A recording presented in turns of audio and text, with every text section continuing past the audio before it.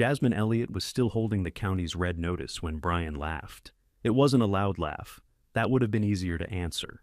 He leaned back in their father's dining chair, looked at the paper in her hand, and let out one dry breath through his nose. 24,000, he said, for that little shack. Noah kept his eyes on the parcel list spread across the table. He had already drawn a neat blue line under the acreage he planned to sell. Beside him sat a yellow folder containing the equipment titles. The loader, 2 haul trucks, the crusher, and the newer excavator had all gone to the brothers. Jasmine had received a key. It lay beside her elbow on a ring made from bent wire. A square aluminum tag hung from it. Scale Office was stamped into the metal, though years of rubbing against other keys had nearly erased the word office. The estate attorney had left 10 minutes earlier. She had explained the distributions, answered Noah's questions, and reminded all 3 of them that unpaid county charges followed the property. Then she had carried her briefcase out to her car, leaving Mark Elliott's grown children alone in the house where none of them lived anymore. Jasmine read the notice again. The county had declared the old quarry office unsafe after a roof inspection. Back taxes, code costs, penalties, and an old utility balance had been added together. Unless the amount was paid before the scheduled tax sale, the property could be taken. The date was 8 weeks away. Brian reached for the notice.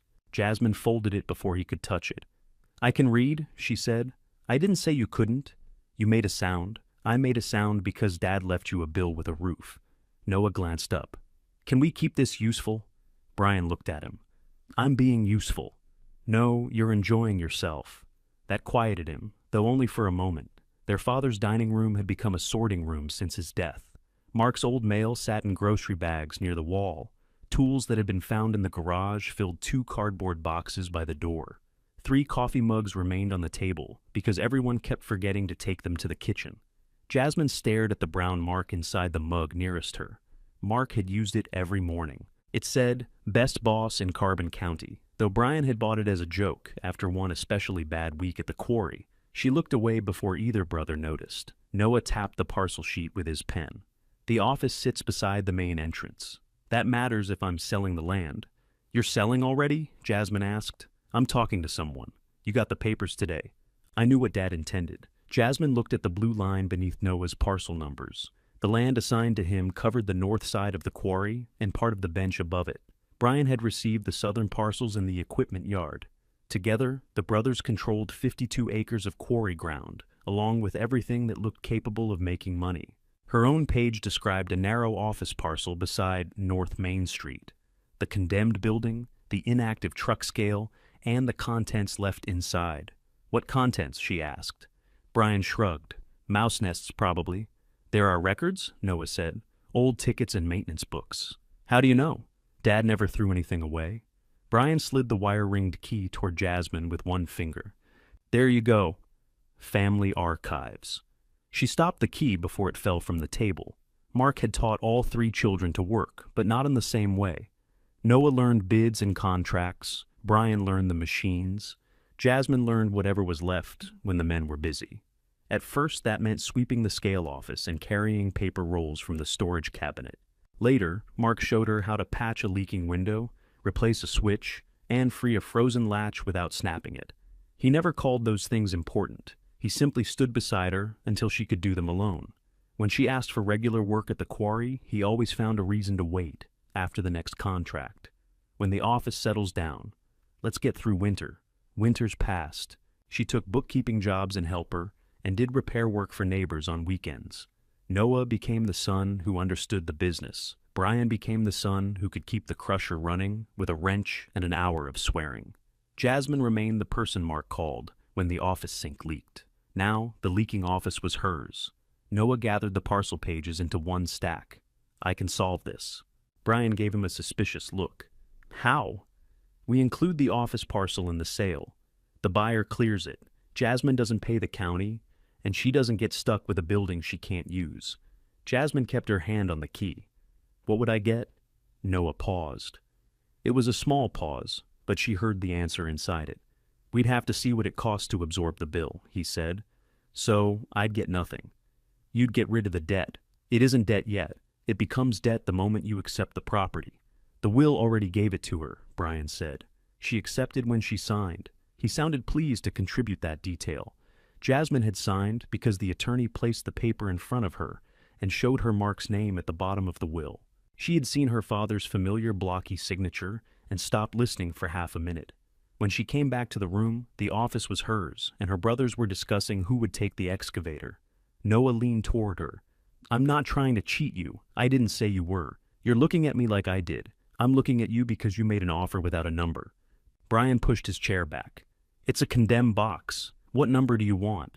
She met his eyes. "Why did Dad keep it separate?" "He didn't keep it separate. It happened to sit on its own little parcel. The scale's listed with it. Because the scale is beside it. And the records?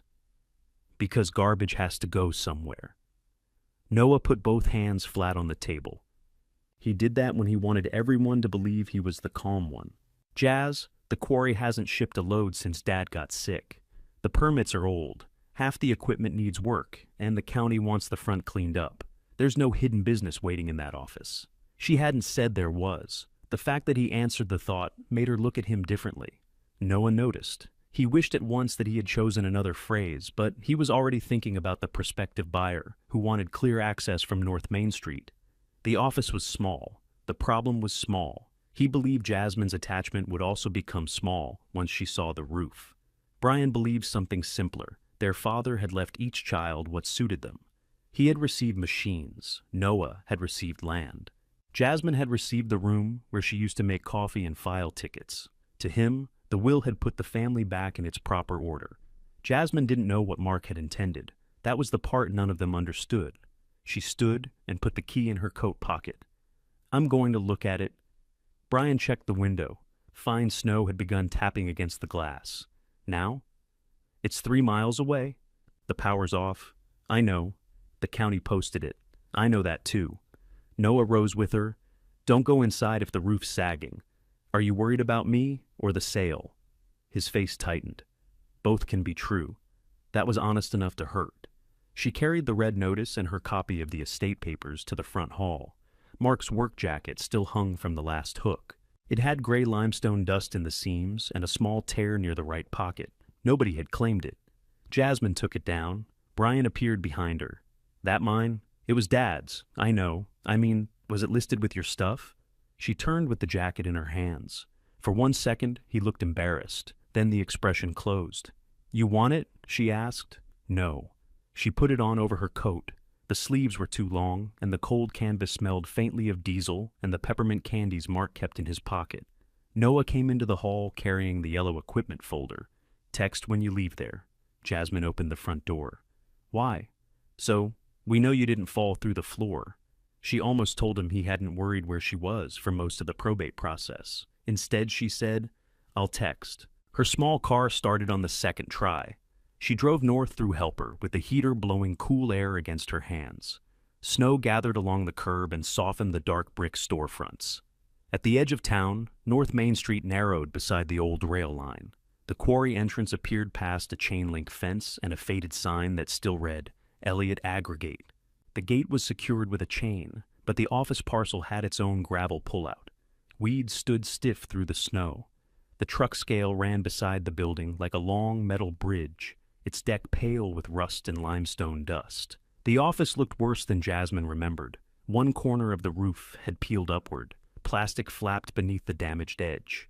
The front steps leaned away from the door, and a bright Orange County placard covered most of the window. "Unsafe for occupancy." She parked near the scale and stayed in the car until the windshield began to fog. Mark's last winter came back in ordinary pieces, his thermos on the dashboard, his cough in the morning.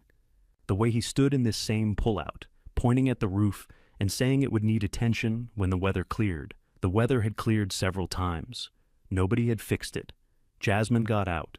The wind pushed cold dust across the scale deck.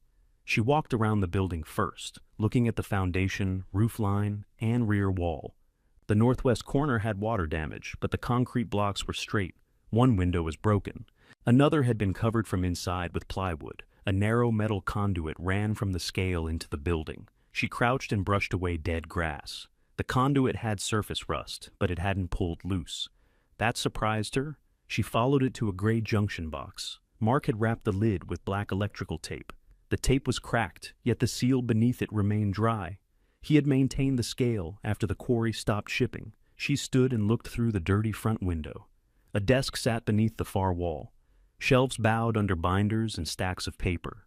The old scale indicator remained mounted beside the interior window, its blank display aimed toward the scale deck.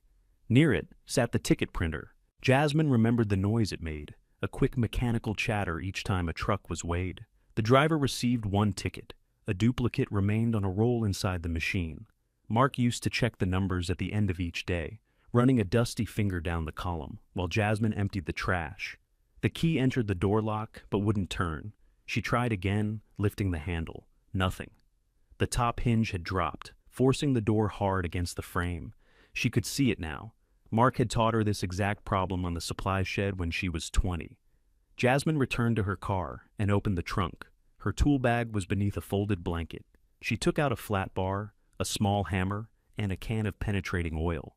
The county placard warned against entry. She wasn't planning to move in that afternoon. She only wanted the door to work. She sprayed the hinge pins and waited while the oil ran black. Then she placed the flat bar beneath the lower corner and lifted gently. The door shifted. She held the pressure with her knee, turned the key, and felt the old lock give. One clean click. It wasn't much. The roof still leaked. The bill still waited. Her brothers still had the useful land and every machine that could cross it. But the door opened for her. Cold air moved out of the office, carrying the smell of wet paper, dust, and old coffee. Jasmine stepped onto the cracked linoleum and kept one hand on the frame until her eyes adjusted. The ticket printer sat where Mark had left it. A paper roll remained inside, protected by its metal cover. Beside it lay a pencil, a box of blank scale tickets, and a handwritten note taped to the desk. Check source code before total. She read the words twice, then took out her phone. Noah had asked for a message when she left. She wasn't leaving yet. Jasmine switched on her flashlight, set her tool bag inside, and pulled the door closed against the snow. The flashlight beam caught a plastic bucket beneath the worst leak. It was full to the rim, with a skin of ice across the top. Another bucket sat under the window. That one had overflowed and left a brown stain spreading through the carpet. Jasmine moved the records first. The shelves held load books, fuel receipts, equipment manuals, and ticket boxes labeled by month. She carried them to the dry side of the room, 6 or 7 at a time. The damp binders were heavier than she expected.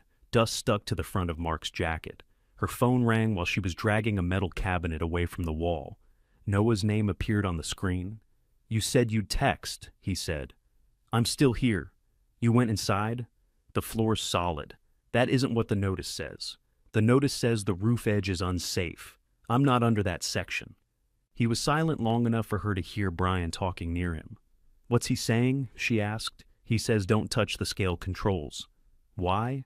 "Because they belong to the property, and we don't know what condition they're in. The property belongs to me." "I know that." "Does he?" Brian took the phone. "Don't start pulling wires," he said. "I'm moving paper. You always say that, then Dad would call me, because a breaker tripped." Jasmine looked at the dead scale display. "That happened once. It happened more than once." "No, you blame me more than once." Brian gave a tired little sigh. He used the same sound whenever she challenged his memory. For years, it had been enough to make her search her own mind for a mistake. "You need anything?" he asked. The question came so casually that she answered before considering it. "A ladder and a tarp. The blue tarp in the equipment shed should be big enough." "That's on my parcel." "I'm not claiming the shed. I want to borrow a tarp. I'm not there. You're with Noah. That doesn't put me at the quarry. Can I get it myself?" "No." The answer was immediate. Jasmine set one hand on the cabinet. "I know the gate code. I'm changing the gate code." "Why?" "Insurance. Until we sort out who's allowed where. We've all been allowed there our whole lives. It isn't Dad's place now." The words settled between them. Brian had meant the quarry. Jasmine heard something larger. Noah took the phone back. "I'll bring you something tomorrow. The snow's coming through now. Then leave. You can't fix a roof in the dark." She looked at the wet binders on the floor. "I'm not asking you to fix it." "I didn't say you were. You said you could solve this." "I guess that only applies if I give it to you." "Jazz?" She ended the call. For several seconds she stood with the phone in her hand. Then she sent Noah the message he had requested. "I'm safe. I'm staying another hour." That was how things usually went with her brothers. They withheld something, then worried about the trouble created by its absence. Jasmine would find a way around the trouble.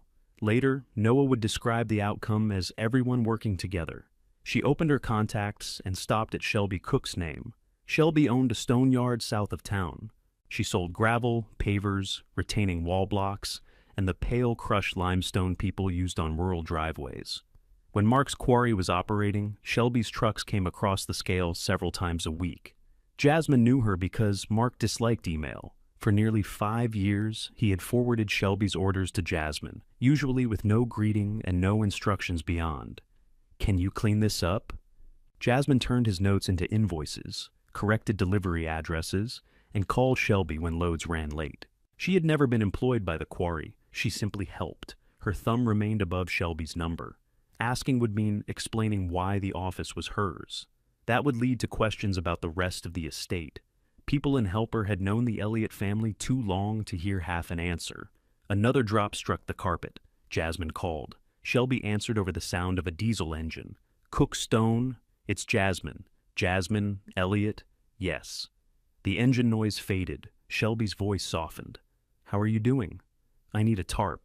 There was a pause. "All right. And maybe a ladder." "How tall?" "Tall enough to reach a one-story roof."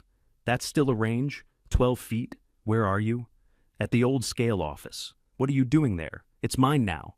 Shelby didn't speak for a moment. Jasmine could picture her turning that answer over, comparing the little office with the acres and equipment everyone knew Mark had owned. "All right," Shelby said again. This time, it meant something different. "I'll be there in 20 minutes. You don't have to come yourself. I'm already in the truck." The call ended before Jasmine could offer another escape. She continued sorting. The desk drawers held pens, bolts, rubber bands, and packets of peppermint candy hardened into one solid lump. In the bottom drawer, she found a ring of small keys. Mark had labeled each one with masking tape. Printer, file, panel. The file key opened the tall cabinet she had moved. Inside were employee timesheets and maintenance forms arranged by year. The newest folder ended 6 months before Mark died. Jasmine sat in his chair and opened it. Brian's equipment hours filled several pages. Jeffrey Dunn's scale shifts appeared less often, mostly during busy weeks. Noah's name wasn't on the timesheets because he had been paid through the office. Behind the payroll forms were maintenance sheets. Jasmine recognized her handwriting before she saw her name. Replaced office sink valve, sealed west window, cleaned printer feed, reset scale display after outage. Each entry carried a date, the materials used, and her initials. Mark had written approved beside everyone. There was no amount in the labor column. She turned back through the folder. The same pattern continued. Parts were reimbursed when she remembered to give him a receipt. Her time was left blank. She had prepared these forms herself. She knew that, but she had never seen them collected together. Mark had asked her to help, and she had come. If he called during dinner, she came afterward. If he needed invoices on a Sunday, she drove to the office.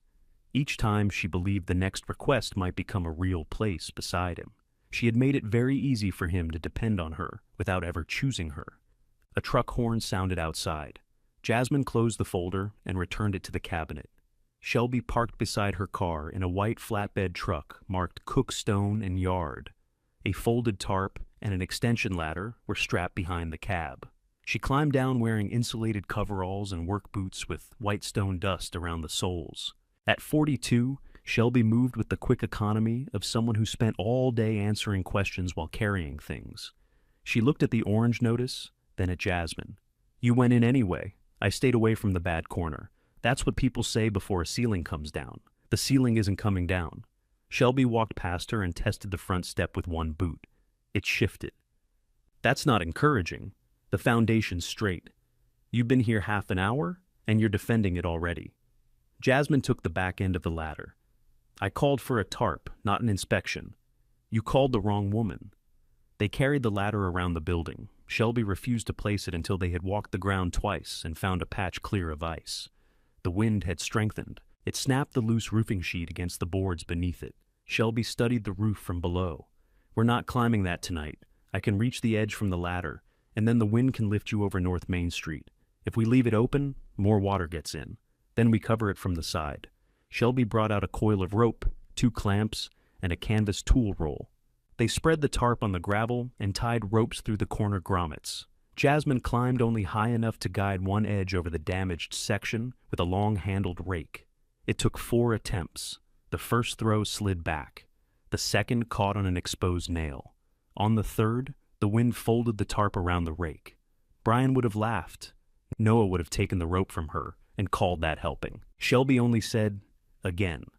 On the 4th attempt, the tarp crossed the roof. They pulled it flat from opposite sides, then anchored the ropes to the rear fence posts and 2 concrete parking stops.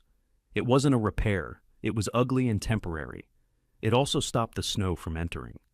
Inside, Shelby aimed her flashlight at the ceiling, while Jasmine emptied the frozen bucket outdoors. "You've got mold in the back corner," Shelby said. "That carpet has to go. Window needs boarding tonight. Is there power? Shut off. Water? Probably shut off too. Heat? There's a wall unit." Shelby looked at her. "I didn't say it worked," Jasmine said. Shelby stepped behind the desk. Her light paused on the scale indicator and printer. Mark kept the old system. He kept everything. No, he replaced plenty. He just kept the things he trusted. The remark landed close to the thought Jasmine had been avoiding. Shelby ran one finger across the printer's metal cover. "I used to hate this thing." "Why?" "It printed slowly when the weather was cold. Mark wouldn't let my drivers leave until the ticket was clear. That sounds like him.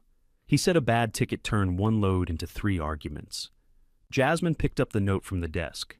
"Do you know what this means?" Shelby read it. Source code was where the stone came from. East Cut, South Pit, North Bench, something like that. "Why did it need checking before the total?" "Ask Jeffrey. He worked the scale longer than anyone. I thought Dad stopped calling him." "He stopped giving Jeffrey regular hours. That's not the same thing." Shelby opened the printer cover. The roll inside was wider than an ordinary receipt roll, with a yellow duplicate layer wound beneath the white paper. "Don't pull it," she said. "If it's been sitting cold, it might tear." Jasmine hadn't reached for it, but she put her hands in her pockets. Shelby closed the cover. "What exactly did the will give you?" "The office, the scale, the records, and the bill. Just this parcel, that's what the page looks like. And your brothers, the rest." Shelby nodded once. She did not offer sympathy, which Jasmine appreciated more than she expected. "Are you keeping it?" Shelby asked. "I paid for an hour of roof advice. I didn't pay for life advice. You haven't paid for anything yet." "I'll bring the tarp back." "That isn't what I asked." Jasmine walked to the window. Beyond the dirty glass, the scale deck disappeared beneath a thin layer of snow.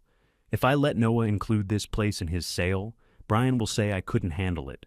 Noah will say he protected me. Then they'll both believe Dad made a mistake leaving it to me. Do you believe he made a mistake? No?" The answer came too quickly. Shelby waited. Jasmine rubbed a clean spot in the glass with her sleeve. "I don't know why he left it to me. That's a different answer." "I know. Maybe find that out before you spend $24,000. Jasmine turned. "How do you know the amount?" "People talk." "Already?" "Your brother asked me last week if I knew anyone buying Quarry acreage." "Noah?" "He didn't say the land was his yet. He said it would be." Jasmine looked toward the road. Noah had known what Mark intended, he had said. Apparently he had known early enough to start making calls before the papers were signed. Shelby watched her understand that. She regretted saying it so bluntly, but not enough to take it back. Mark had often treated Jasmine's unpaid help as something naturally available. Shelby had accepted it too. She had sent corrected orders at night because Jasmine always answered. "I owe you an apology," Shelby said. "For what?" "Those Sunday invoices. I knew you weren't on payroll." Jasmine looked at her. "I told myself it was family business," Shelby continued. "That's a useful phrase when the family member doing the work isn't billing you." The room became quiet except for water dripping into the second bucket. Jasmine wanted to excuse her. She almost did. It was an old reflex, smoothing the moment so nobody had to feel they had taken too much. Instead, she said, "You could have asked. I should have. So could Dad." "Yes."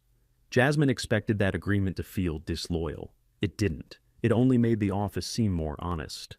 They spent the next hour boarding the broken window with plywood Shelby had brought for a delivery rack.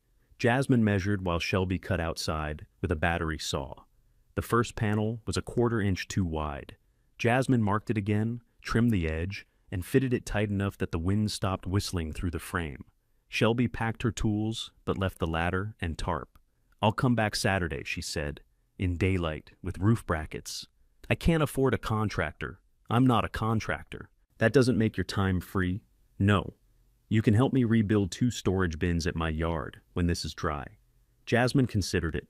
A trade was different from being rescued. "All right." Shelby reached the door, then glanced at the gray cabinet. "Call Jeffrey before you touch that printer." "Do you have his number?" "I do. But you do too." "I don't think so."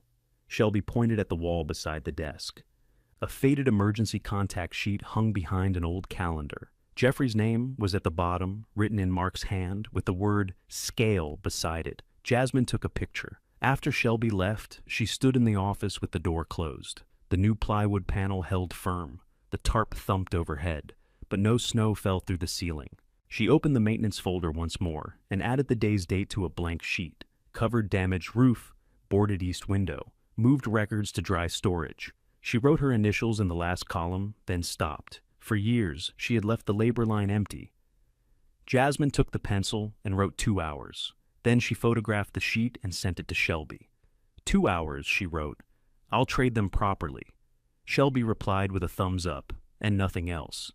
Jasmine locked the office and drove home through steady snow. She rented the upper half of a narrow brick house near the railroad tracks. The downstairs tenant kept the heat high, so her kitchen was always warmer than the rest of the apartment. That night, she sat at the small table in Mark's jacket and spread out the papers she had brought from the office. She read until almost midnight. Most of it was ordinary quarry work: truck numbers, customer names, loads of road base and drain rock, handwritten corrections where a driver had entered the wrong weight. Mark's initials appeared on nearly every page. The source codes were usually simple. EC appeared beside loads from the East Cut. SP appeared beside material from the South Pit.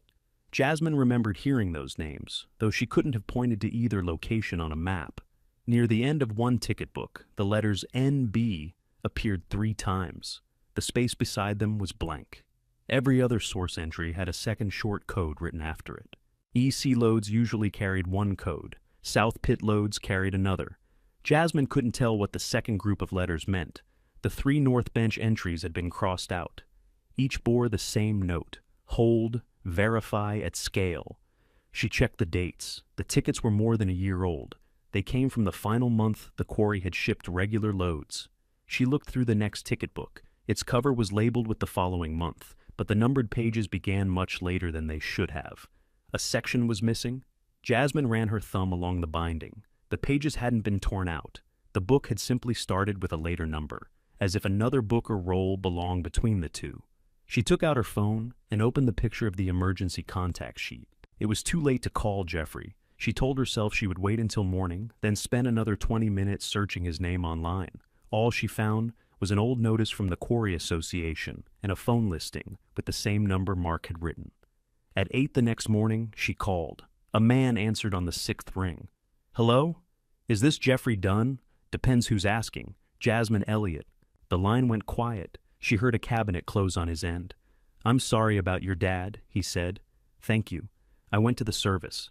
I didn't see you. I was in the front." "Right. Lot of people." She waited for him to ask why she was calling. He didn't. "I have the scale office," she said. "That right?" "Dad left it to me." Jeffrey made a low sound that wasn't quite surprise. "What did the boys get?" "The rest of the quarry." "Sounds like Mark." Jasmine sat straighter. "What does that mean?" "It means he could split a sandwich into 3 pieces and still make 2 people mad." Despite herself, she smiled. "I found your number beside the scale," she said. "I need help with the ticket system. System hasn't run in a while. Can it? Anything can run if it isn't burned, bent, or full of mice. Would you look at it?" Another pause followed. This one felt less guarded. "Brian asked you to call?" "No." "Noah?" "No." "Do they know you're doing it?" "It belongs to me." That wasn't my question. Jasmine looked at the papers on her table. "I'm not asking their permission." "All right. Is that a yes?" "It's an all right." Jeffrey agreed to meet her at 10. Before leaving home, Jasmine called the utility office. The account on the scale building had been closed after Mark's death. Reconnection required a deposit, payment of the old balance, and confirmation that the county's notice didn't prohibit temporary service. The amount came to $680. Jasmine read her debit card number over the phone. Her savings had been meant to cover the tax bill. Now the number in that account was already moving in the wrong direction. The utility clerk said service could be restored by noon. Jasmine reached the Quarry office first. Morning sun shone through thin clouds and turned the snow bright enough to hurt her eyes. The tarp had held. A shallow pool of meltwater remained beside the front step. But the records were dry. Jeffrey arrived in an old green pickup with a red toolbox behind the seat. He was 68, lean and slightly stooped through the shoulders. His gray beard was trimmed close. He wore tinted safety glasses even after stepping indoors. He stood just inside the office and looked around. "Same smell," he said. "You remember the smell? Wet carpet and hot dust. A hard combination to forget." He placed his toolbox on the counter and noticed the maintenance sheet on the desk. "You put your hours down." "I did." "Good. Dad never did." Jeffrey looked at her over the top of his glasses. "Your dad had several blind spots. You worked for him most of your life. That's how I found them." He crossed to the scale indicator. Before touching it, he checked the wall panel and followed the conduit with his eyes. "Who sealed that junction outside?" "Dad, I think." "Not with tape that neat." Jasmine remembered kneeling in dead grass the previous afternoon. "Maybe me." "You'd know. I sealed a few boxes for him.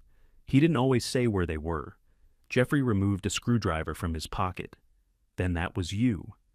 He opened the lower panel beneath the indicator. The wiring inside looked clean, though 2 fuses had been removed and placed in a small envelope.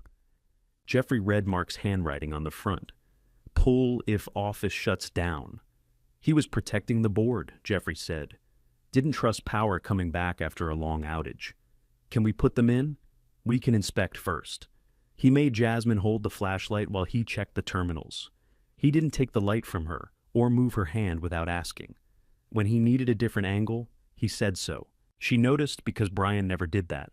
Jeffrey opened the printer next. The paper roll remained in place. He turned one gear with the tip of his finger, then stopped. "Feed wheel's stiff. Can we loosen it?" "Maybe." "Don't force it." "I wasn't going to." Everybody forces printers. It's why printers hate people. He removed the ribbon cartridge and set it on a clean rag. Then he inspected the scale controls, the wall panel, and the small terminal Mark had used to enter truck and source information. Jasmine showed him the crossed-out North Bench tickets. Jeffrey held one near the window. "Where'd you find this?" "In the cabinet." "You find the tickets between these numbers?" "No. The next book starts later." He checked the sequence twice. "Could be in another box," he said. "What does NB mean?" "North Bench." "I figured that much." "Then why'd you ask?" "Because Dad wrote to verify it at the scale." Jeffrey brought the ticket to the terminal. The terminal had a narrow display, a worn keypad, and a row of paper labels beneath the screen. Most labels named customers or types of stone. The last 2 buttons had no labels at all. "He changed the codes," Jeffrey said. "When?" "Years back. More than 20. "Why?" "Paperwork on the land changed." "What paperwork?" "I don't know. He didn't bring deeds to the scale house. But you entered the codes. I entered what he gave me." Jasmine pointed to the blank second field on the ticket. "What went here?" "Owner code." "The customer?" "No. Material owner." She looked at him. Jeffrey set the ticket down. Every load carried 2 places in the system: where it came off the ground and whose stone it was. "Wasn't all the stone Dad's?" "I assumed so when I started." Then Mark changed the setup. "What did he tell you?" "To stop assuming." "That's it?" That was Mark. If he could answer a question with 4 words, he'd use 3. Jasmine looked toward the dark printer. Would the missing tickets show the North Bench owner code, if they were completed correctly? And if they aren't here? The terminal might remember the last entries, might not. Depends whether the memory battery held. What about the roll in the printer? That's the duplicate, so the missing tickets could be on it. Jeffrey's expression changed. "Could be," he said. "But if you wind it backward, you'll break the sequence." "I haven't touched it." "Good. Keep not touching it." A utility truck pulled into the gravel turnout shortly after noon. The worker checked the county placard, read the temporary service approval on his tablet, and restored power at the exterior meter. He left after confirming that the office breaker remained off. Jeffrey shut every switch inside. "Ready?" he asked. Jasmine stood beside the panel. "Yes, turn on the main." She did. The overhead light flickered. One tube glowed weakly, then steadied. The wall heater made a clicking sound but didn't start.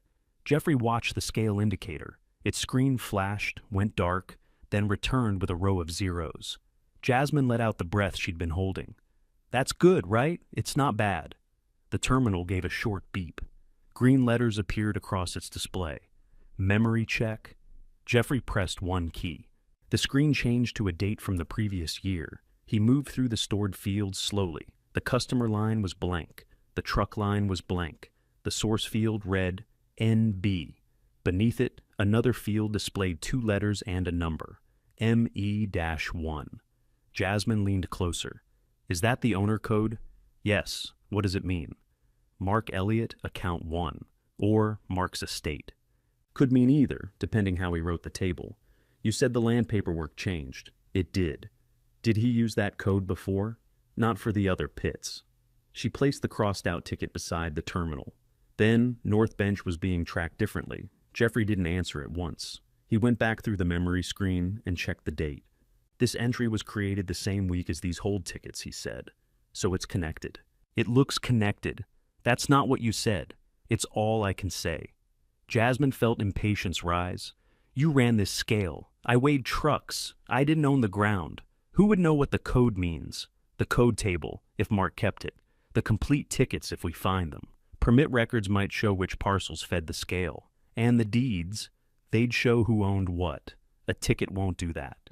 The zeros on the scale indicator shifted. Wind had pressed snow against one edge of the deck, changing the reading by a few pounds. Jeffrey tapped the reset key, and the display returned to 0. Jasmine watched him. What would it take to make the whole system work? A proper inspection. Clean the load cells under the deck. Replace that feed wheel. New ribbon, calibration after. How long? If the cables are sound, a few days. How much? For parts? For you. Jeffrey's mouth tightened. Mark still owed me for 3 shifts. Jasmine hadn't known that. "How much?" $600. "I'll pay it." "You didn't know it. The office did." "No, Mark did. He's gone. That doesn't make it yours." She thought of the blank labor lines in the maintenance folder. "I know what it's like when family work somehow doesn't count." Jeffrey studied her face, then looked away. "I'm not taking your tax money for his debt," he said. "You know about the bill too?" "It's helper." She almost smiled. "Then give me an estimate for new work. Include the old 600 as a condition." "That's a trick. It's bookkeeping." He rubbed one thumb along the edge of the ticket. "You always did his invoices, didn't you?" "Yes." "Thought so." Jeffrey agreed to return Saturday morning. He would help inspect the scale for a daily rate, with the unpaid shifts added only if the system could be restored. Before leaving, he wrote 3 things on a sheet of paper. Find code table. Do not advance ticket roll. Get parcel list. Jasmine already had the parcel list from probate. After his truck disappeared toward town, she set it beside the North Bench ticket. The same piece of ground now existed in 3 forms she didn't understand. A family parcel, a quarry source, and an owner code that didn't match the other pits. The office no longer felt like a shelter she needed to defend from her brother's judgment. It contained a question Mark had kept alive after regular shipping stopped. Jasmine switched off the printer but left the scale indicator glowing. Then she opened the first storage cabinet and began searching for the code table. The first cabinet held nothing except customer files and mouse droppings. The second was packed with safety manuals, blank invoices, and a coffee tin full of keys that opened nothing in the office. Jasmine searched the desk again. She checked beneath each drawer and ran her hand along the underside of the counter. By the time the light outside turned blue, she had found 3 dead pens, a nickel, and an old peppermint stuck to the wood. The code table wasn't there. She took pictures of the terminal screen before shutting off the power. Then she locked the crossed-out tickets in the file cabinet and carried the parcel list home. For the next 2 evenings, she came after work and searched one section at a time. She removed binders, wiped shelves, and checked every folder before putting it back. She found records from customers who had closed years ago. She found inspection forms for equipment Brian now owned. She found a grocery receipt with Mark's handwriting on the back. Call Jazz about West Window. That note had nothing to do with North Bench. She folded it anyway and put it in her coat pocket. By Saturday morning, the snow had stopped. Water ran beneath the gravel in narrow brown streams. Jasmine arrived before 8 and found Jeffrey already parked beside the scale. He had brought a thermos, a portable work light, and 2 coveralls folded behind his seat. "You're early," she said. "So are you. I own the place." "That doesn't make 8 o'clock arrive sooner." He handed her 1 set of coveralls. They had his name stitched over the pocket. "These will fit badly," he said. "They'll fit better than limestone mud." Shelby pulled in 15 minutes later with roof brackets, lumber, and a metal box full of screws. Jeffrey watched her unload. "You fixing the roof or building another one?" "Depends how much rot we find. There's always more rot." "You're cheerful. I worked here." They knew each other well enough to argue without introduction. Shelby had spent years complaining about late loads. Jeffrey had spent the same years explaining that a truck arriving late couldn't become early just because the customer was angry. Jasmine listened while carrying lumber. Their familiar irritation made the office feel briefly occupied again. Shelby climbed first and tested each section before allowing Jasmine onto the lower roof. They removed the loose sheet, cut away a strip of damaged underlayment, and fitted new plywood across the open corner. The roof beneath the peeled edge was damp but not soft. "That's good," Shelby said. "How good?" "Good enough that I'm not telling you to run." They covered the repair with membrane and fastened the metal sheet over it. The patch didn't match the weathered roof around it. Jasmine didn't care. When Shelby poured a bucket of water above the seam, nothing appeared inside. Jeffrey stood beneath the repaired corner and looked at the dry ceiling. "I preferred the bucket," he said. "Easy to inspect." Shelby handed him the empty bucket. "Put it over your chair." By noon, the front edge of the office was weatherproof. The broken step remained, and the carpet still needed removal, but the building no longer admitted snow through the roof or window. Jasmine wrote 4 more hours on the maintenance sheet. Shelby looked over her shoulder. "You're counting lunch?" "We didn't stop. We ate sandwiches." "On the roof. Fair." Jasmine added Shelby's name and marked the work as a trade. Then she turned to Jeffrey. "You too. I haven't done anything yet. You inspected the equipment Thursday. That was looking. You charge for looking. Not when the person asking has $24,000 due. That's not your decision." Jeffrey started to argue. Shelby pointed at the sheet. "Write your hours, Jeff." He frowned at both of them, then wrote 3. They moved outside to inspect the scale. The steel deck rested over a shallow concrete pit. Years of gravel had collected around the edges, pressing against the moving parts beneath. Jeffrey removed an access cover near the center. Cold, damp air rose from the opening. "Before this weighs anything," he said, "that material has to come out." Jasmine shone a light into the pit. Crushed stone lay several inches deep around the load supports. "With what? Shovels, vacuum, hands when the tools don't fit." "How long?" "A day if nobody complains." Shelby leaned over the opening. 2 days then. They started with square shovels and 5-gallon buckets. The work was slow. Each bucket had to be lifted through the narrow access opening, carried clear of the deck, and dumped onto a plastic sheet. Jasmine's shoulders began aching before the first hour passed. Limestone dust worked inside Jeffrey's old coveralls and gathered at her wrists. She kept going. Jeffrey climbed into the pit after the larger material was gone. He showed her the round load cells under the deck and the cables running from each one. "Those cells sense the weight," he said. "If rock binds the deck, the reading drifts. If water gets into a cable, the reading lies. Can the reading look normal and still be wrong? Most wrong things look normal at first." He wiped the cable connections with a rag. One line had a split in its outer cover, but the inner seal remained intact. The others were dirty and dry. Jasmine worked opposite him, passing tools and clearing the corners he couldn't reach. He didn't tell her to stand back. When he showed her how to inspect the seals, he waited while she checked each one herself.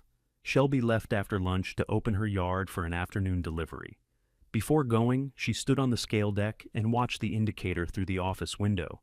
The display changed when she stepped near the center. "Either it works," she called, or "I've gained a lot of weight." Jeffrey pressed the test button. The number returned to 0 after Shelby stepped down. "The cells are responding," he said. Jasmine wiped dust from her face. "That sounds better than not bad." "It is." By late afternoon, they had cleared the pit and cleaned the terminal. Jeffrey replaced the printer ribbon with one he had kept in his garage. The new ribbon fit, but the feed wheel still resisted. He removed the side cover and pointed to a hardened rubber roller. That has to be replaced. If we run it now, it could chew the duplicate. Can you find one? Not from the manufacturer. This model's older than some marriages. You said anything could run. I said if it wasn't burned, bent, or full of mice. No mice. Then I'll measure it. He used a small gauge from his toolbox and wrote the dimensions on the maintenance sheet. A machine shop could make a replacement core, he said, but the rubber coating would take several days. Jasmine turned on the terminal and returned to the stored North Bench entry. Can we find the code table another way? Jeffrey checked the labels beneath the keys. Mark kept a printed card near the operator. I've emptied every drawer. Did you check the program panel? What program panel? He crouched beside the counter and pointed to a narrow metal door built into its base. Years of dust had made the seam nearly invisible. That. The door had no handle, only a small round lock. Jasmine took the keyring from the desk. The key-marked panel entered but stopped halfway. Jeffrey held out his hand. Let me. She kept the key. It's my lock. She pulled it out, cleaned the opening with compressed air, and tried again. The key slid farther. She pressed one thumb against the door to ease pressure from the latch, then turned. The lock opened. Behind the door was a bank of switches and an old programming port. A plywood divider covered the back half of the space. Jeffrey frowned. That wasn't there. When did you last open it? Before Mark stopped regular shipping. He tapped the plywood. It gave a hollow sound. 4 screws held it against the frame. Their heads were clean compared with the metal around them, as if they had been removed more recently. Jasmine backed them out with a screwdriver. The panel came free. Behind it was a shallow cavity between the counter and the wall. A clear plastic document pouch had been fastened inside with 2 strips of metal tape. Jasmine pulled it loose. The pouch contained a folded scale map, 3 code cards, and a narrow maintenance ledger. None of it looked valuable. The paper smelled dry and old. Jeffrey unfolded the map across the counter. It showed the quarry as it had operated before Mark became sick. The East Cut and South Pit were outlined in black. North Bench appeared at the top in red pencil, divided into 4 source areas. No legal parcel numbers appeared on the map. A handwritten note beside the red outline read, "Use current parcel entry only." Jasmine laid the code cards beside it. 2 were worn and stained. The newest was clean enough to read. Source, NB, owner, me1. Status, hold for active entry. At the bottom, Mark had written a permit reference and the date, 2004. Jeffrey sat down slowly. This is when he changed the system, he said. What does active entry mean? The operator had to enter the current surface parcel each time material came from North Bench. Why only there? I don't know. Did the other pits cross parcel lines? They crossed lines, but the system filled those numbers automatically. So, North Bench was different. Yes. Jasmine placed the stored terminal entry beside the code card. They matched. Mark hadn't entered ME-1 by accident. He had instructed the scale to use it for North Bench, and he had protected the instruction behind the panel. What happened in 2004? She asked. Jeffrey traced the permit reference with one finger. Mark had land papers done. Afterward, he made me change the owner fields. Who did the land papers? I never saw them. Did Noah? Noah was still young. Brian, too. Did Mark say why he separated the codes? He said the scale had to follow the stone, not just the truck. Jasmine waited. That's all he told me, Jeffrey said. She opened the narrow ledger. It contained calibration dates and changes to the ticket format. One entry described adding separate fields for surface parcel and mineral owner. Mark's initials appeared beside it. Jeffrey's signature confirmed he had updated the terminal. It proved that the code was deliberate. It did not prove what Mark owned, where the affected parcels were, or whether the old instructions still mattered. Jasmine photographed every page before returning the documents to the pouch. Jeffrey looked at the open cavity. He expected somebody to service the panel, or he expected nobody to look. He labeled the key. For me, you're the one who found it. That wasn't an answer, but Jasmine no longer believed the office had reached her by accident. A truck entered the turnout near dusk. Shelby had returned with 2 cups of coffee and a clear sample bag from her yard. Jeffrey showed her the map and explained the two-code system. Shelby listened without touching the documents. "So, can she supply from North Bench?" Shelby asked. "No," Jeffrey said. Jasmine looked at him. "He said the record isn't permission," Jeffrey continued. "The scale tells us Mark tracked something separately, that's all." Shelby nodded. "Then permission comes first." She placed the sample bag on the counter. Inside was pale crushed stone. "My current supplier is 80 miles away," she said. "Freight is eating the margin, and they missed 2 deliveries this month." "What do you need?" Jasmine asked. "A dependable local source. Start with 1 test load. If the stone meets grade, we talk about regular supply. I don't have operating equipment. Your brothers do. They aren't going to lend it. Then find another way. I care about the material and lawful access. I don't care whose loader touches it." Jeffrey tapped the permit reference. "Permit history should tell us which ground North Bench covered." "Would you buy if I establish the source?" Jasmine asked. Shelby met her eyes. "I'll request the test shipment in writing, conditional on title, permits, and safe access." The offer was small enough to be real. It was also the first time anyone had treated the office as part of possible work instead of a burden. Jasmine looked at the map, then at the parcel list from probate. Her brother's pages lay folded beneath her own. To answer Shelby, she would have to compare them. To reach North Bench, she might have to cross land Noah was already trying to sell. She could no longer investigate quietly while pretending she only wanted to save an old room. She took out the brothers' parcel pages and laid them beside Mark's map. The legal descriptions were too dense to match by sight. Each began at a survey point Jasmine couldn't locate, then followed bearings and distances across land that had been divided more than once. Jeffrey tried laying Mark's map over the probate pages. "No scale," he said. "These aren't drawn the same." "Could the permit reference have a parcel schedule?" Jasmine asked. "Should." "Where?" "County might have a copy. State mining office would have the full file." Shelby checked the time. "Both are closed until Monday." Jasmine turned the map toward the office window. The red North Bench outline followed the upper quarry rim, but the brothers' pages gave her no picture of that ground. "What if we drive up there?" she asked. Jeffrey shook his head. "Hall Road goes through the equipment gate. I know the old code. Brian said he was changing it." Shelby looked from one to the other. "Can you see the bench from outside their property?" "Part of it," Jasmine said. They drove a mile north and stopped beside a public turnout above the rail line. From there, the quarry opened across the valley in broad gray levels. Snow had settled on the untouched ground. Exposed stone showed through in pale bands along the upper bench. Jeffrey stood beside Jasmine and used Mark's map to orient himself. "East cut is there," he said, pointing toward the lowest wall. "South pit is behind the crusher. North bench starts above that old service road. Where does Noah's land start?" "Don't know." "Brian's?" "Don't know that either." Jasmine had spent years coming to the quarry without learning where one parcel ended and another began.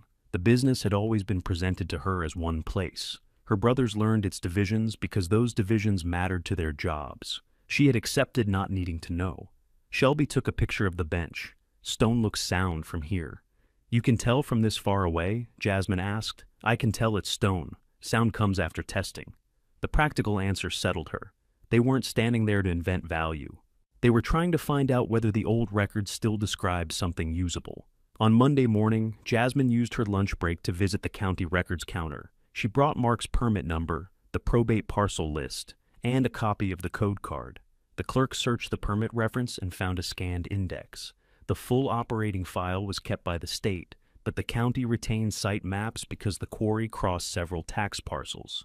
Jasmine paid for printed copies. The oldest map showed one large tract.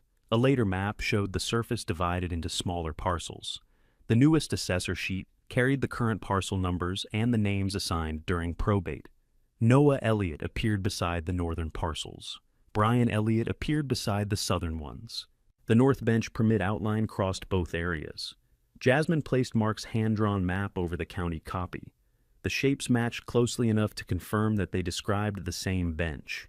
What the papers did not show was who owned the stone beneath it. The county map tracked surface taxpayers, not mineral ownership. She asked for the quarry's permit status. The clerk printed a one-page summary. The permit was inactive, not canceled. Reactivation would require a current operator, proof of lawful extraction rights, an inspection, and an updated safety plan.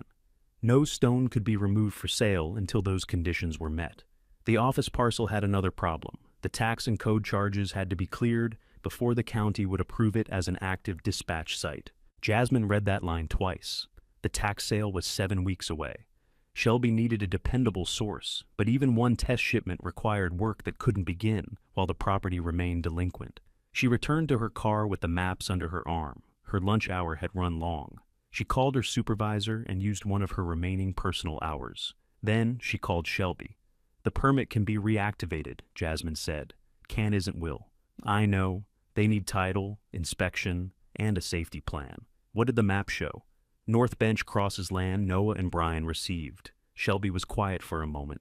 "Does it show who owns the material?" "No." "Then don't promise me a load." "I'm not." "Good. What's next?" "I clear the office bill, fix the code problems, and find the title record. That's 3 next things. They're connected. They're also expensive." Jasmine looked at the balance in her savings account through her banking app. She had spent years building it in small deposits. It was enough to stop the tax sale, but paying the county would leave almost nothing for repairs. "I need your test request in writing," she said. "Why?" "Because I'm not spending everything I have on a possibility you mentioned over coffee." Shelby accepted that without offense. "I'll send it today. 1 load for testing, conditional on lawful source, and permit clearance. No purchase promise beyond that. That's enough." "No, it's just honest." By the time Jasmine returned to work, Shelby's request was in her email. It named the type of crushed stone, the testing standard, and the delivery window. Shelby needed the sample within 5 weeks to consider North Bench for the next supply cycle. Jasmine printed it after her shift and drove to the scale office. Noah's truck was parked outside. He stood beneath the repaired roof edge with both hands in his coat pockets. He had removed the county placard from the window and placed it against the wall. "You can't take that down," Jasmine said. "I moved it so I could see the repair. Put it back." He looked at her, then returned the placard to the window. "Shelby did this?" "We did." "You're working with her now?" "She lent me equipment. I'm trading labor." "What labor? That's between me and Shelby." Noah glanced toward the scale.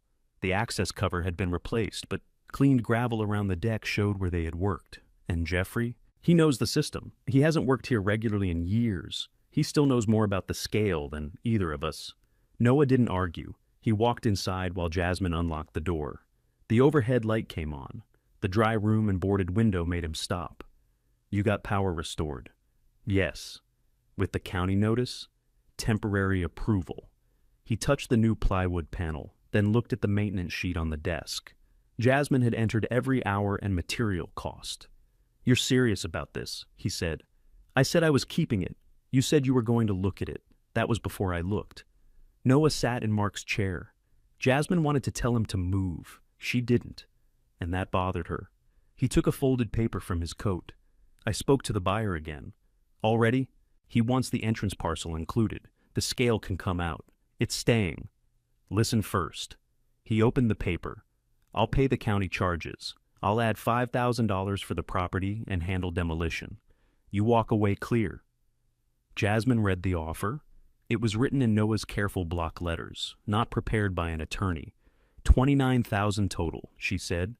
"The office isn't worth that." "Then why offer it?" "Because the entrance matters." "What's the buyer paying you?" "That's for my parcels."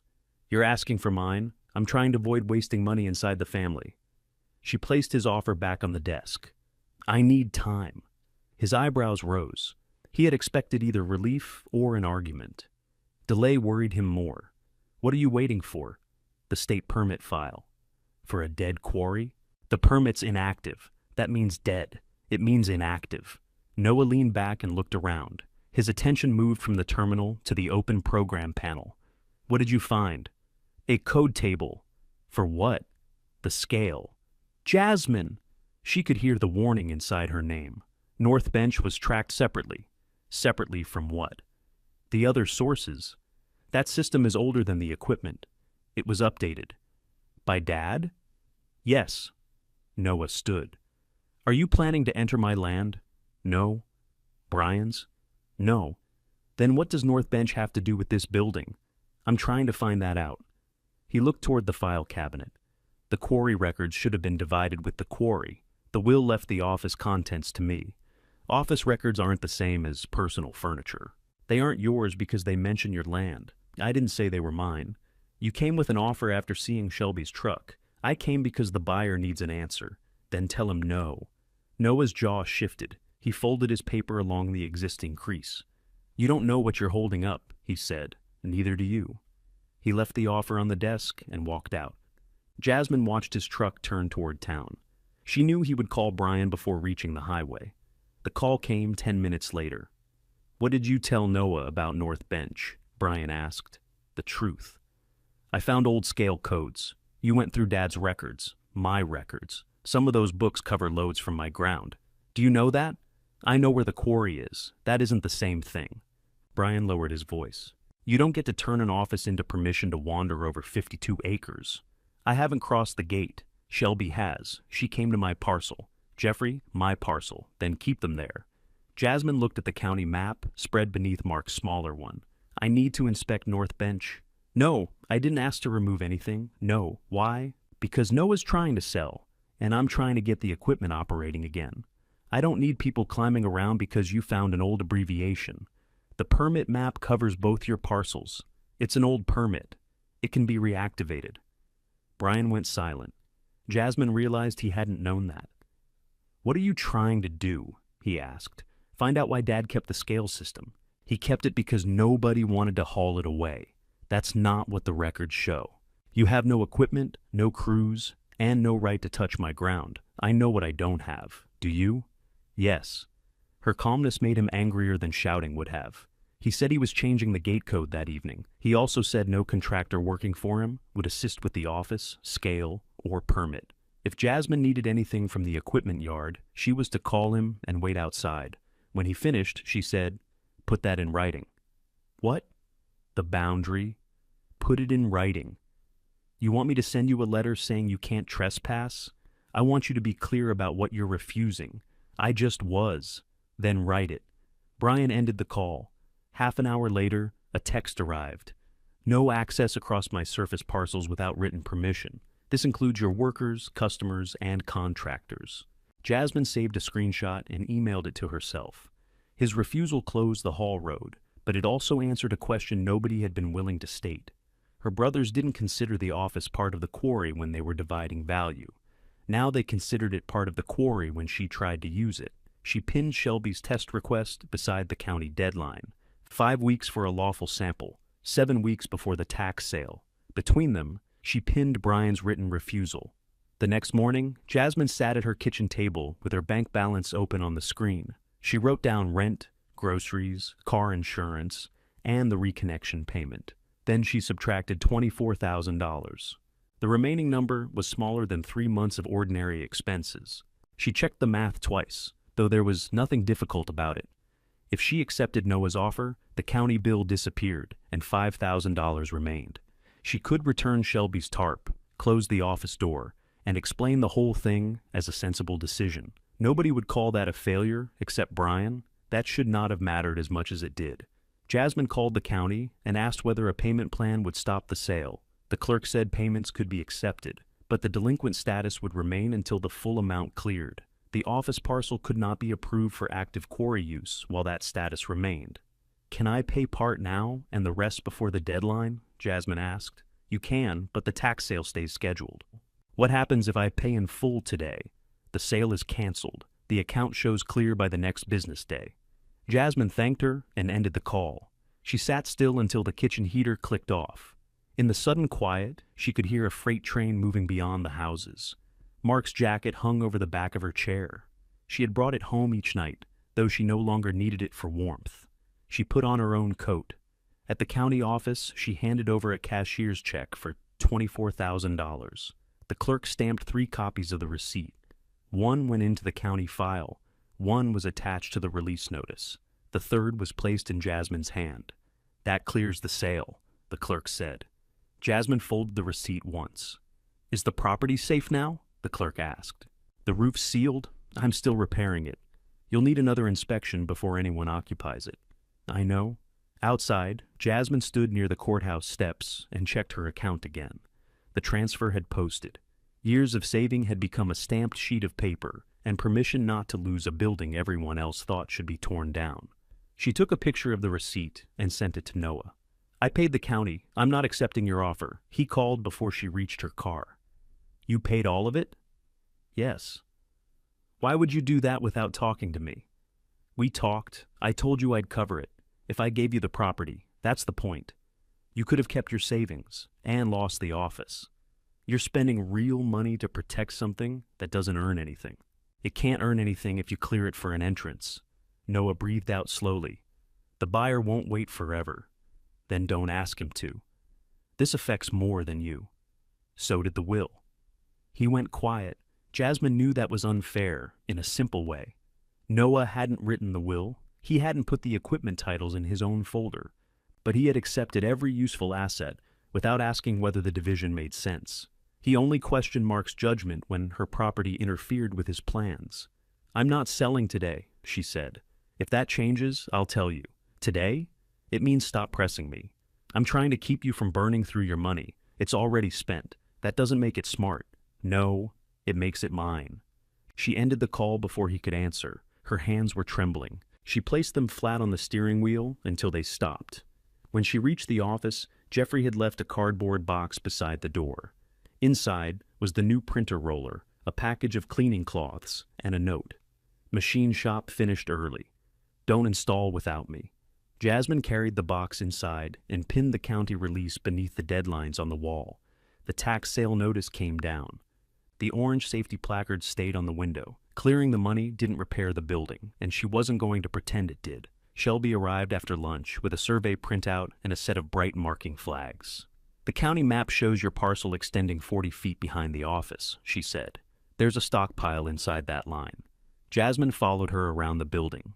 A low mound of pale crushed stone sat beneath weeds and windblown dirt. She had assumed it belonged to the equipment yard. 2 old survey pins marked the rear corners of the office parcel.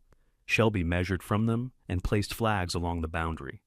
Most of the stockpile fell inside Jasmine's strip. A narrow edge crossed onto Brian's side. "We don't touch that part," Shelby said. "Can you test the rest?" "I can take samples. That doesn't prove where it came from. The last held tickets might."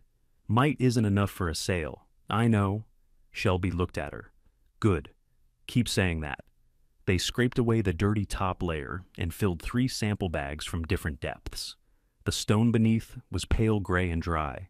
Shelby rubbed a handful between her gloves. "Looks like the north bench material Mark sold me," she said. "You remember it?" "I remember what customers asked for after it stopped coming."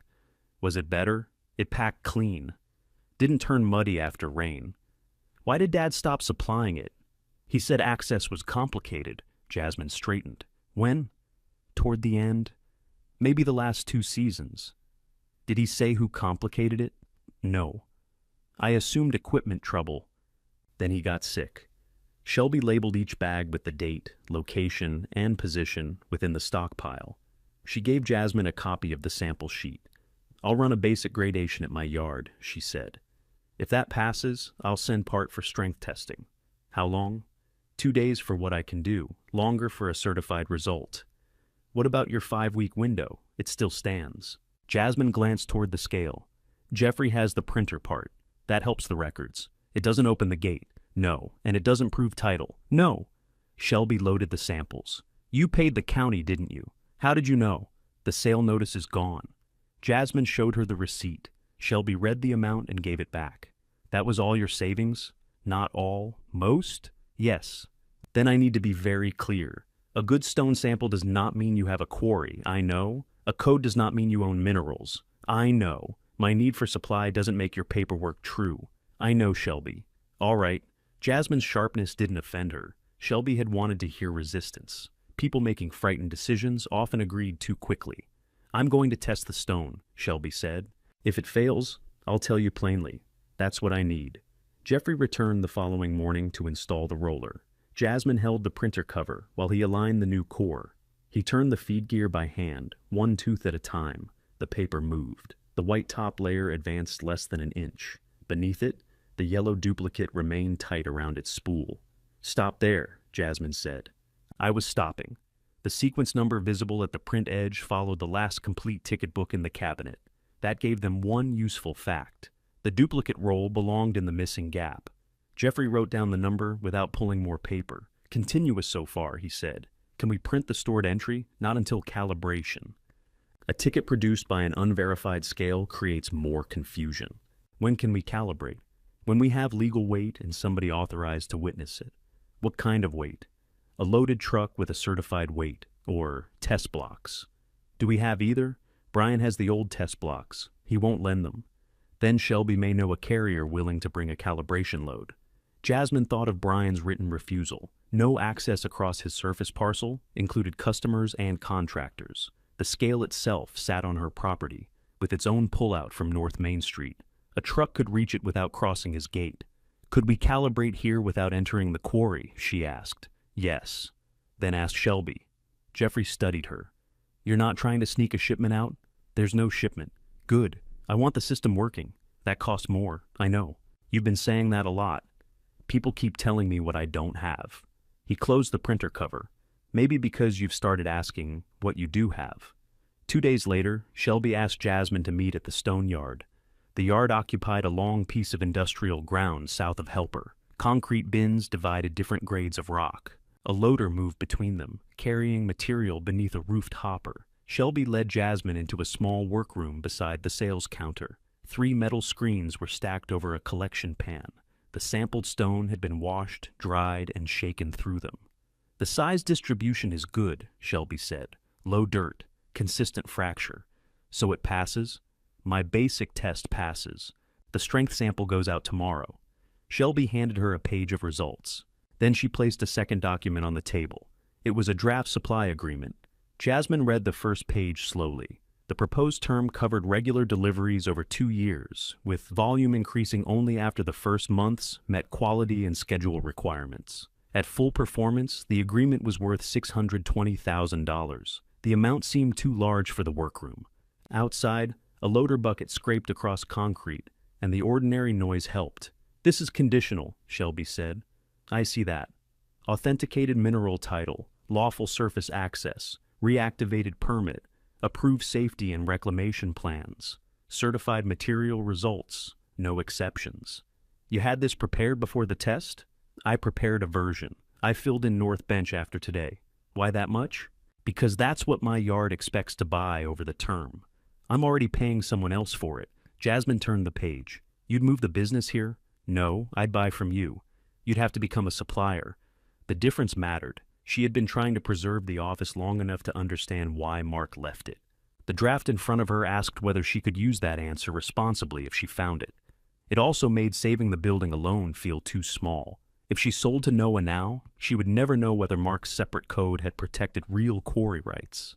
If she proved the rights and did nothing, Shelby would return to distant suppliers, Jeffrey would remain unpaid, and the scale would become a working machine with no work. Jasmine set the draft down. I don't want an open quarry running day and night. Neither do I. I want limited loads, scheduled access, dust control, and reclamation from the start. Put it in your operating plan. My brothers control the surface. Then, any plan has to deal with them. They may refuse even if the title is real. They can refuse what belongs to them. They can't decide what belongs to you. I don't know that anything does. Find out. Shelby gave her the unsigned agreement to take home. Back at the office, Jasmine removed Noah's handwritten offer from the desk. She didn't throw it away. She filed it with the other property papers. Then she opened a new binder and wrote reopening on the front. The first page held the county release.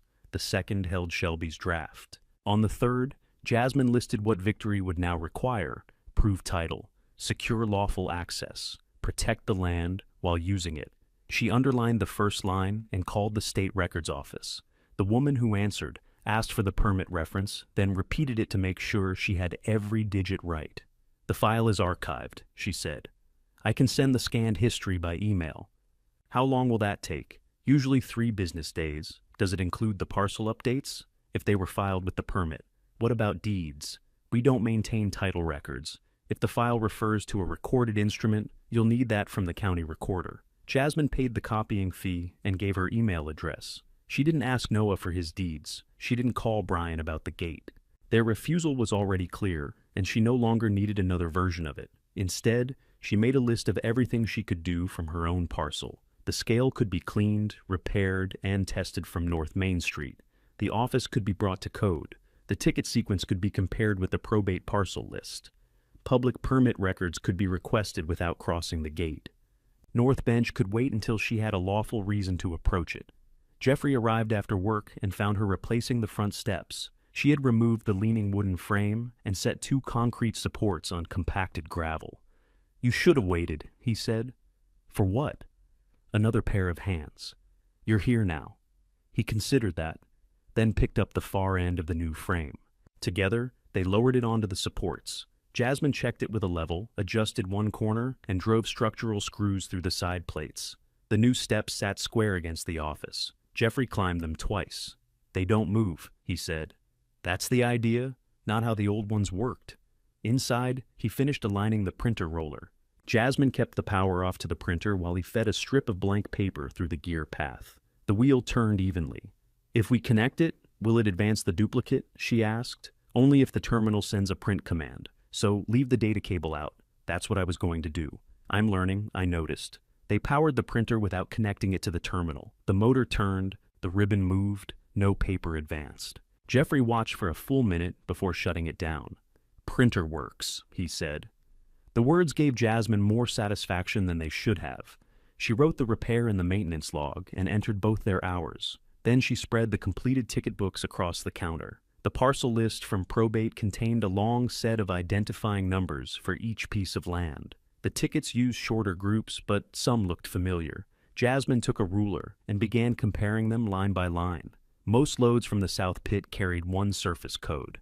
That code matched the final digits of a parcel assigned to Brian.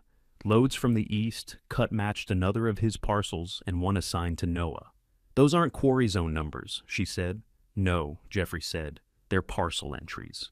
Actual legal parcels." That was the point. He found the old terminal instructions in a binder. The operator entered the last section of the parcel number, and the printer added the county prefix automatically. Jasmine checked 6 more tickets. Everyone matched land on the probate list. "So the system wasn't using approximate locations," she said. "No. It named the surface parcel for each load." "Yes. And the second field named the material owner. That's how Mark set it up." She placed the crossed-out North Bench tickets beside the complete ones. Their surface fields were blank, which explained the hold. The operator had entered the source, but had not selected the active parcel.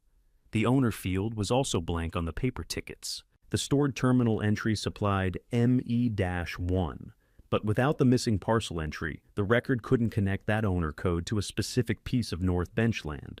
"Could the terminal fill the parcel when we run it again?" Jasmine asked. "If the program table still exists. Can we check without printing? We can view the choices. We shouldn't create a load record until calibration." He opened the terminal's program menu. The North Bench source was active, but its parcel field showed auto from way event. "What does that mean?" she asked. Could mean Mark linked the parcel to a truck route. Could mean the operator selected it during the wait cycle. Can you tell which? Not without running a proper cycle. The printer sat beside them, repaired but disconnected. Jasmine didn't ask him to test it early. The permit history arrived the following afternoon. The email contained 83 scanned pages. Jasmine printed only the index and the amendments, then saved copies in 3 places. She and Jeffrey read them at the office that evening. An amendment from 2004 required Quarry tickets to identify the surface parcel and the mineral owner for each source area. It used the same permit reference Mark had written on the code card. Near the bottom, a line referred to a recorded instrument by book and entry number. "What instrument?" Jasmine asked. Jeffrey shook his head. "Could be anything filed with the land change." "Would it explain ME-1? Maybe." The permit amendment did not include the instrument itself. It didn't name the brothers' current parcels because those divisions came later. It confirmed that Mark's 2-field ticket system had been part of the Quarry's official operating record. Jasmine added the amendment to the reopening binder. "I need the recorded copy," she said, "and somebody who knows how to read it. I'll get both." Before paying anyone to examine title, she wanted the scale ready to reproduce the system under proper conditions.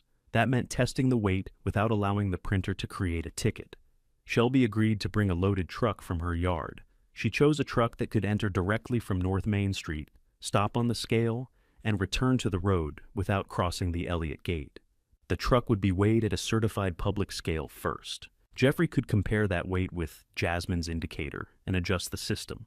The printer would remain disconnected. They scheduled the test for Friday morning. Jasmine took the day off work. Her supervisor reminded her that she had used most of her personal hours. "I know," Jasmine said.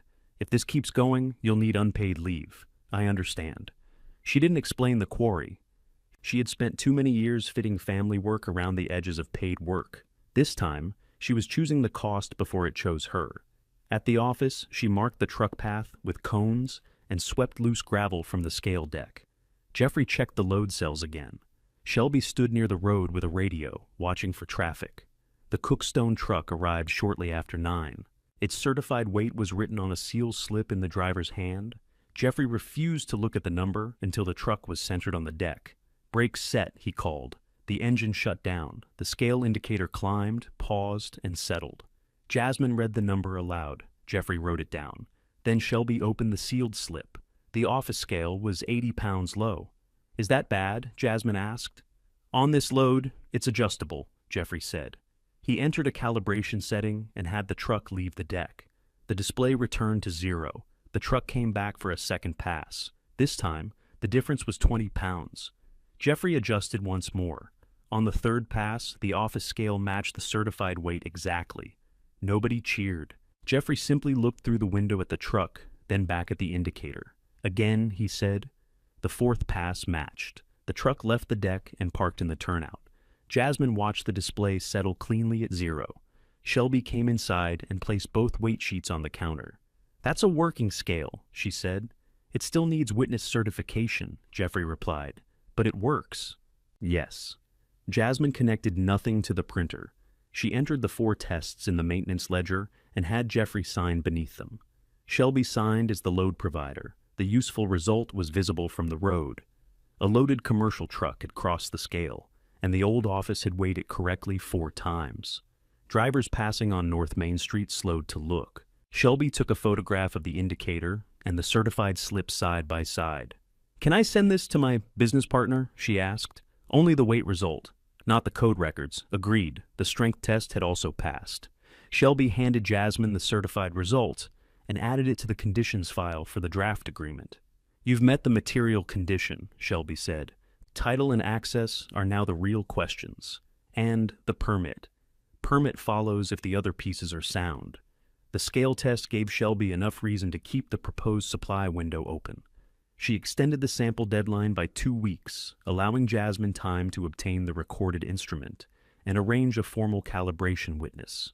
It was the first deadline that had moved in Jasmine's favor. They removed the cones and swept the deck. Jeffrey left to return the borrowed radio. Shelby followed in her truck. Jasmine stayed to file the weight sheets.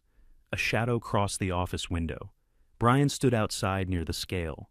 He had parked at the equipment gate and walked over. His boots were clean, which meant he had arrived after the work ended. He came inside without knocking. "I saw Shelby's truck," he said. "We calibrated the indicator. You ran a quarry truck across the scale. A truck used my entrance and my scale. What was in it?" "Stone from Shelby's yard. Did you print a ticket?" "No." He looked toward the printer. Its cable remained disconnected. "What are you planning to print?" "Proper records when the system is certified." "Records for what?" "Any lawful load I'm authorized to weigh." Brian picked up one of the blank ticket books. Jasmine took it from his hand and returned it to the counter. "Don't touch the records." His face hardened. "Those records cover my land. They document the scale system Dad left me. Then give me copies. When I know what they mean. You brought Jeffrey and Shelby into family records. I brought people into my office to do work I hired them to do." "You hired Jeffrey?" "Yes. With what money?" "Mine." Brian looked around at the new steps, dry ceiling, working display, and organized binders. He had expected disorder. The competence in front of him felt like an accusation, though Jasmine had said nothing about him. "You can't reopen this place around us," he said. "I'm not going around anyone." "You didn't ask." "I'm done asking to use what already belongs to me." He stared at the printer again. The scale had stopped being an abandoned machine. It could produce records, support shipments, and interfere with the simple division Brian believed had already been settled. He pointed at the data cable. "Don't connect that until we talk. You don't control it. We'll see." Brian walked back toward the equipment gate. Before getting into his truck, he took several pictures of the repaired office, the scale deck, and Shelby's tire tracks in the gravel. Jasmine closed the program panel and locked it with the key marked panel. Then she placed the code cards in the file cabinet and changed the office door lock. The new lock lasted until Monday morning, before someone taped a notice over it. Jasmine found the paper at 7:30. It came from the county building office and required her to schedule an inspection before any further commercial use. Repairs could continue, but the office couldn't serve as an occupied dispatch site. The scale couldn't be used for business until the building passed. A handwritten note at the bottom referred to photographs of a loaded truck. Jasmine called from the front step. The inspector checked the file while she explained that the truck had carried Shelby's stone and produced no ticket.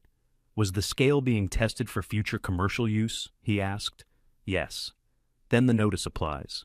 I had temporary power approval for repairs and safety work, not business operation. We weren't selling anything. I understand. You can keep repairing. You'll need handrails on the steps, the mold removed, safe heat, and the damaged wiring replaced before reinspection." "What damaged wiring?" "The complaint photos show an extension cord running through the window. That powered an outside work light. Then remove it before inspection." "When can you come?" "Once you certify the listed work is complete." He wasn't angry or suspicious. That made the notice harder to argue with. Brian's photographs had not invented the damaged building. They had simply placed Jasmine's progress in front of someone required to enforce the existing rule. She went inside and read the notice again. The scale still worked. The printer still worked. She could repair both, but she couldn't complete the witnessed commercial calibration until the office passed inspection. Her phone rang. Shelby said, "Brian called my yard. What did he want?" "He told my sales manager I was helping operate an unpermitted quarry. We haven't operated anything. I know that. My partner doesn't." Jasmine sat on the edge of Mark's desk. "Did you explain?" "I explained that we brought a calibration load to your scale.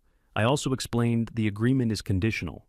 "What happened?" "The draft is frozen. For how long?" "Until title is authenticated and the county clears the site." "You extended the window." "I did. That was before the complaint." Jasmine looked at Shelby's test request pinned to the wall. "Are you withdrawing it?" "No. The agreement? It was never signed." "I know what it was." Shelby's voice softened. "Jasmine, I can stand beside honest testing. I can't ask my business partner to reserve $620,000 in future purchasing on a family title dispute nobody has examined. So, everything waits on title." "Yes. And Brian knows that now. He asked why I cared about an old scale. I didn't tell him the amount." "What did you tell him?" "That I need lawful local supply, and you asked me to test material." "You didn't have to answer. I deal with him too. He owns equipment I may need someday. I won't lie to him." Jasmine wanted loyalty to be simpler. She wanted Shelby to refuse Brian's call, Jeffrey to ignore every warning, and the county to recognize the difference between work and operation. That wasn't how other people's lives worked. "Thank you for telling me," Jasmine said. "I'm still here, just not committed. I'm committed to the conditions. So should you be." After the call, Jasmine removed the old carpet. She cut it into strips, rolled each one with the damp side inward, and carried them outside. Beneath it, the concrete floor was stained but solid. The mold covered a section of drywall near the repaired roof corner. She marked the damaged area and called 2 remediation contractors. The first declined when she gave the address. "I heard ownership's being sorted out," the man said. "I own the office." "Maybe so. I don't get between family parcels. You wouldn't enter their parcels. I'm going to pass." The second contractor asked whether Brian had approved access. Jasmine ended the call before answering. By noon, the warning had traveled farther than the truck photographs. Jeffrey arrived carrying the program binder and a paper bag with 2 sandwiches. He read the county notice through his tinted glasses. "Brian called me too," he said. "What did he say?" "That I was working on records belonging to the old quarry." "What did you say?" "That Mark left the system with the office." "Did he threaten you?" "No. He reminded me he owns equipment. Jeffrey sometimes repaired controls and wiring for local operators. Brian didn't have to make a threat. He only had to suggest there would be no future work at the equipment yard." "You can stop," Jasmine said. Jeffrey put the sandwiches on the desk. Is that what you want? No. Then don't offer it because you're afraid I'll take it.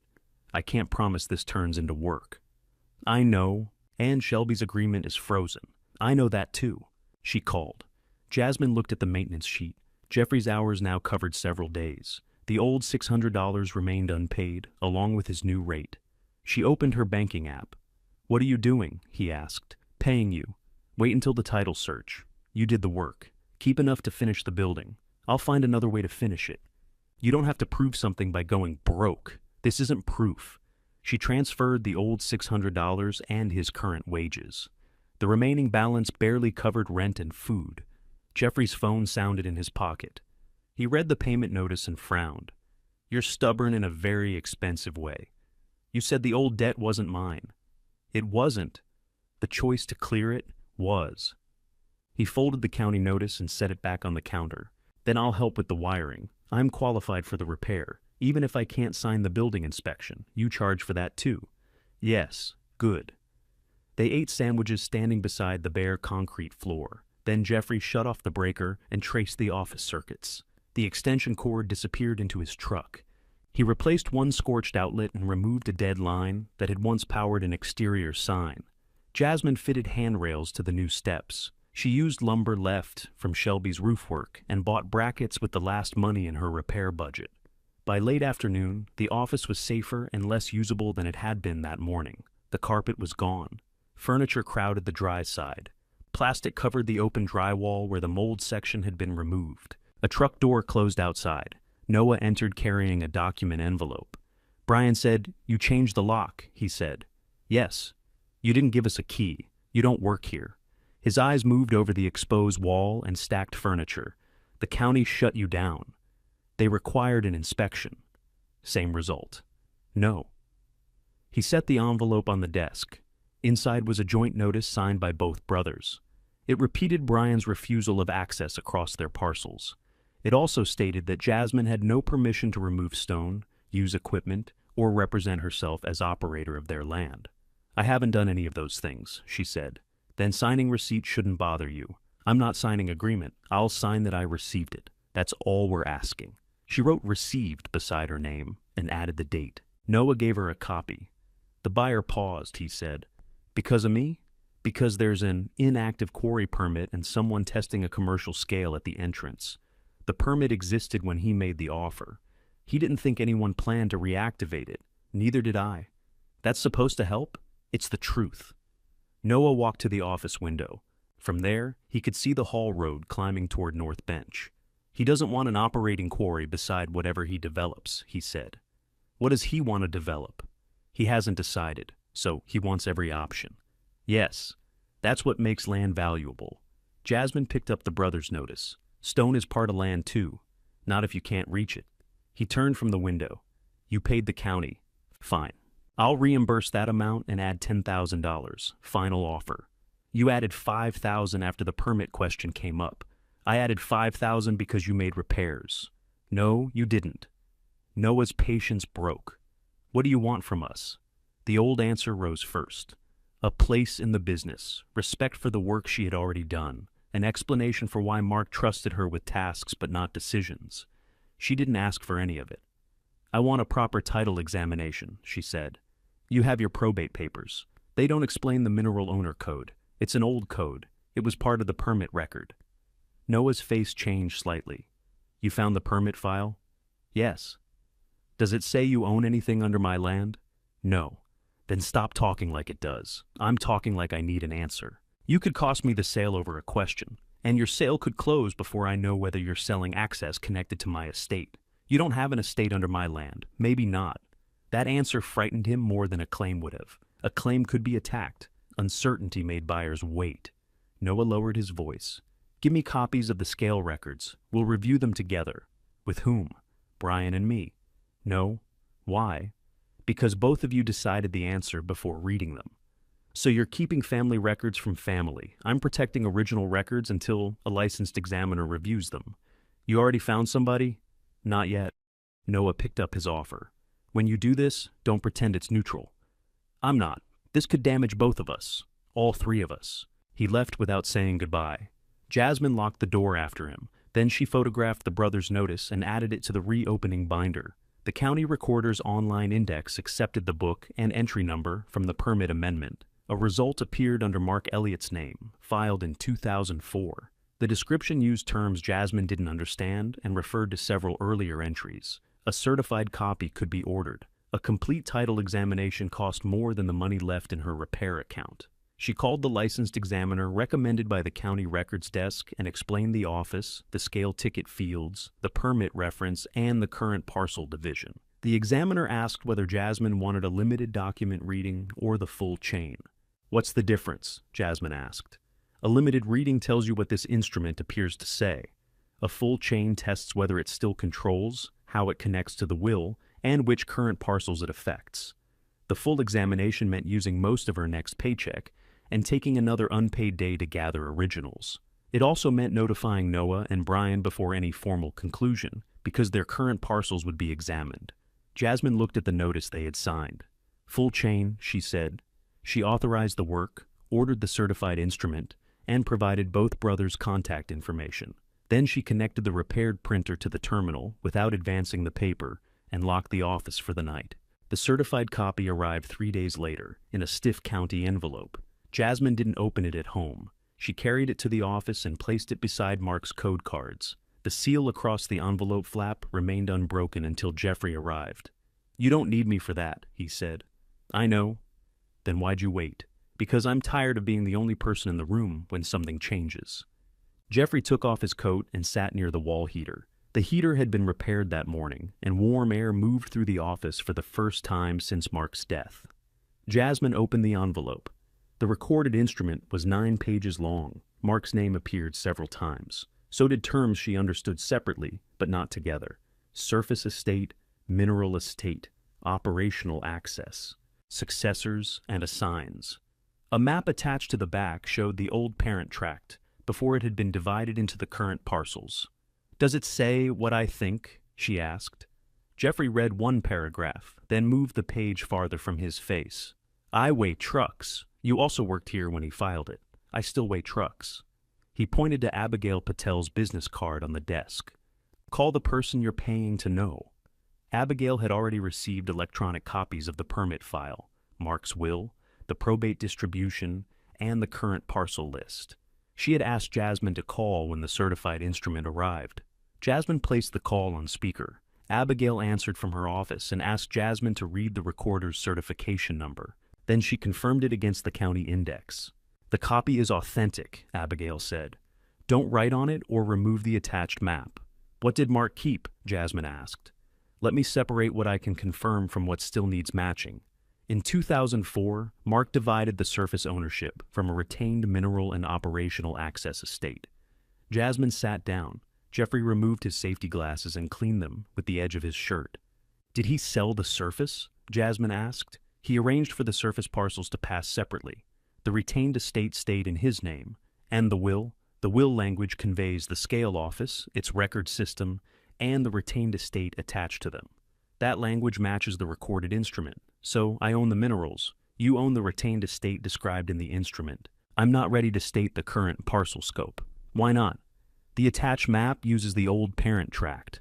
That tract was divided and renumbered.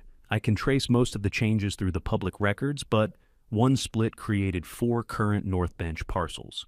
Your scale system appears to contain the operating link between the old source areas and those current numbers. Jasmine looked at the disconnected printer cable. What happens if the ticket names them? I match the ticket's parcel entries to the current deeds, the permit history, and the recorded chain. The ticket does not create title. It confirms how Mark's recorded estate was applied in operation. And if it doesn't name them, then I continue through survey records. It takes longer and costs more. Jasmine had no more money for longer. "Can you tell whether Noah and Brian received surface only?" she asked. "I can tell what the estate distribution intended. I won't certify the final chain until I examine their deed copies against the recorded transfers. They've been notified." "Yes. Neither has sent me a deed." Jasmine wasn't surprised. Abigail asked whether the scale was ready for a witness ticket. "The weight is accurate," Jeffrey said. "Printer's repaired. Building still needs inspection." "Who is that?" Abigail asked. "Jeffrey Dunn," Jasmine said. He operated the scale when Mark changed the codes. I'll need his maintenance and calibration records. He has them. Jeffrey glanced at Jasmine. She nodded. I'll send copies, he said. Abigail scheduled a visit for the following week. She would bring the certified chain she had assembled and compare the live ticket with the parcel records. Her fee covered one site meeting. If the brothers attend, Abigail said, I can explain the conclusion to everyone at the same time. They don't know what you found. They know their parcels are under examination. That isn't the same thing. No. You decide how much to tell them before the meeting. After the call, Jeffrey sat quietly.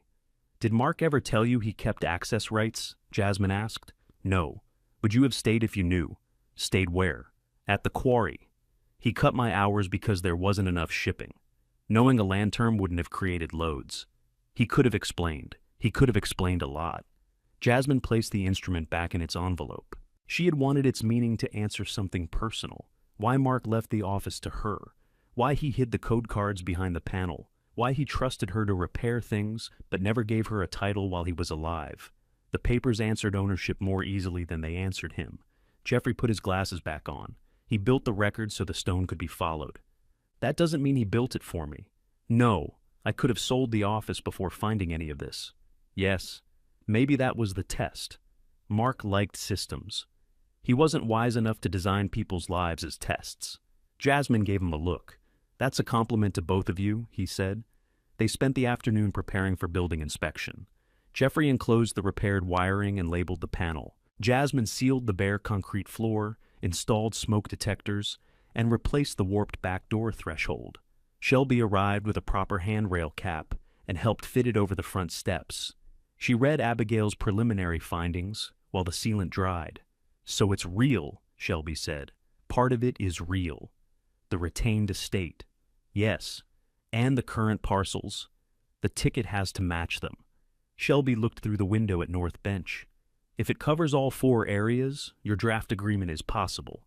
If I get surface access, you may already have operational access. Having a right and using it against my brothers aren't the same thing. They refused you. They thought they owned everything. They also called the county in my yard. Jasmine pressed the rail cap into place while Shelby drove the final screws.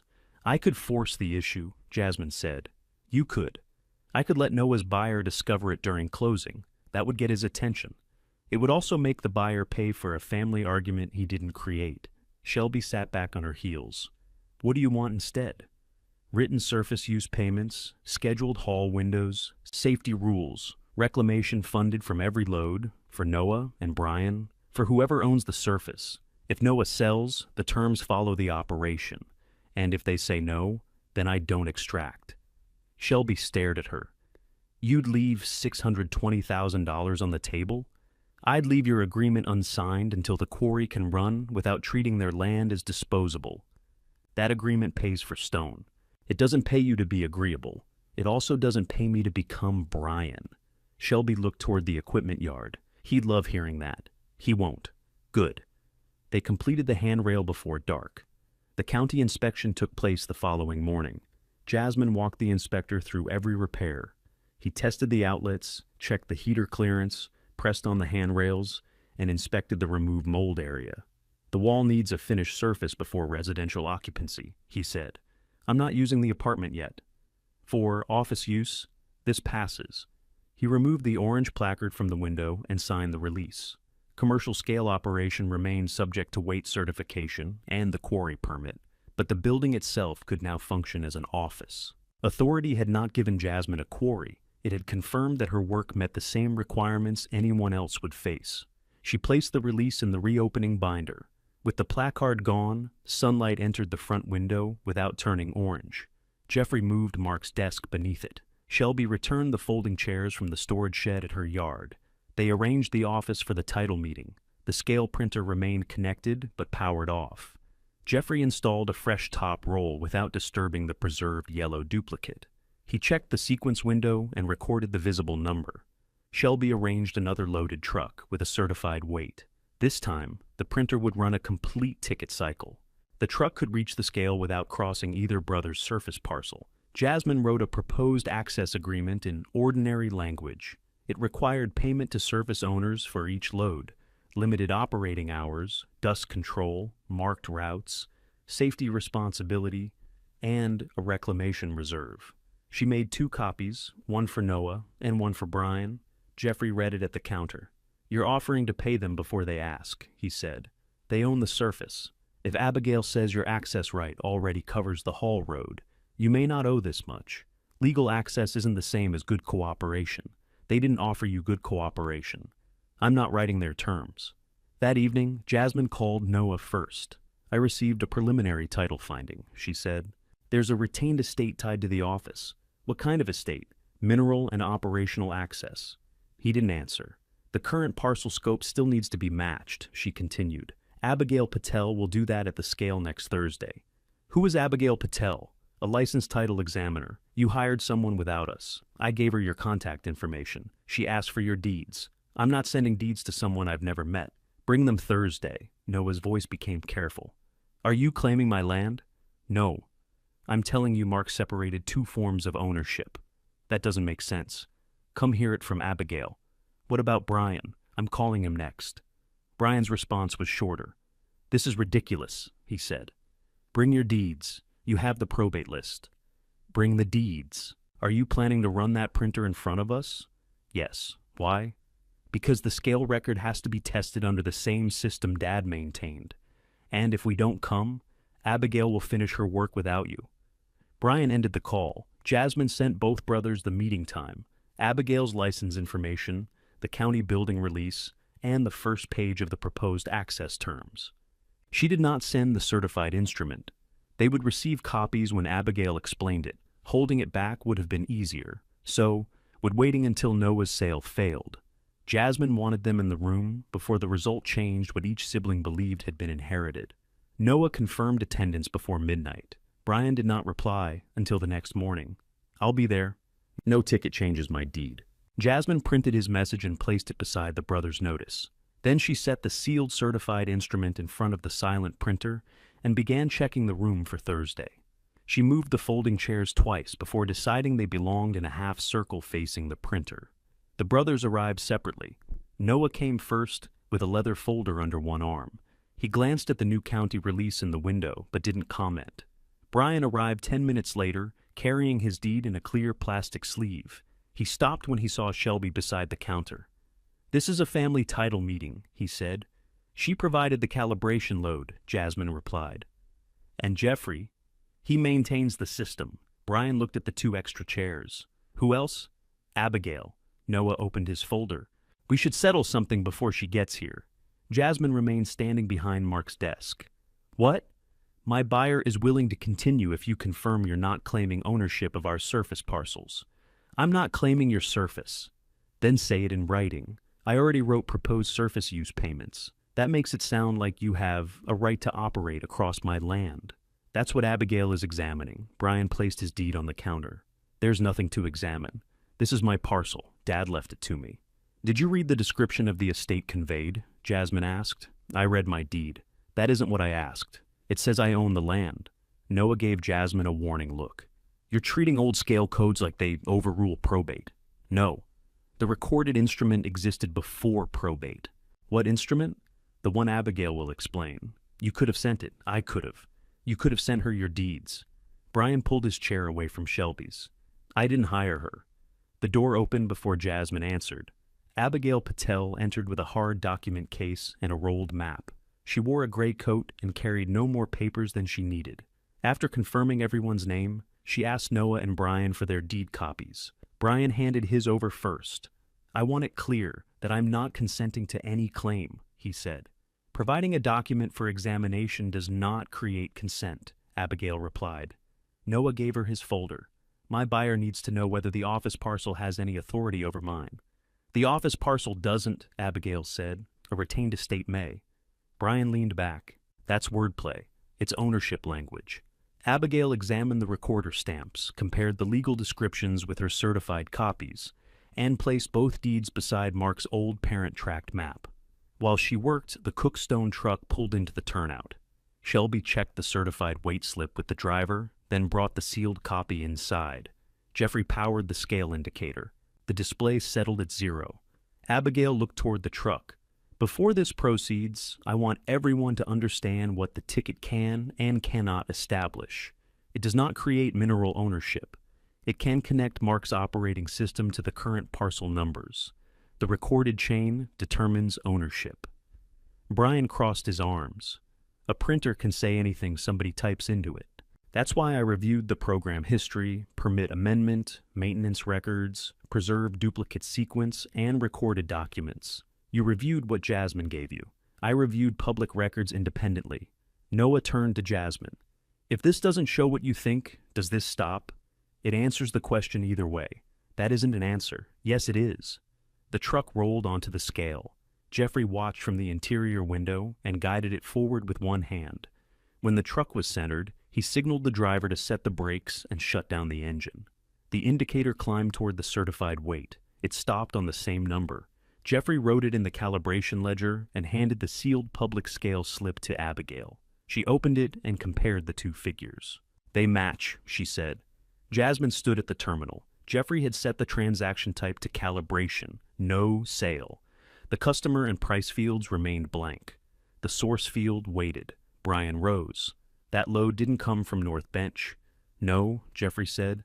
The weight is from Shelby's yard. We're testing the stored North Bench program without recording a commercial load. So, it's a fake ticket.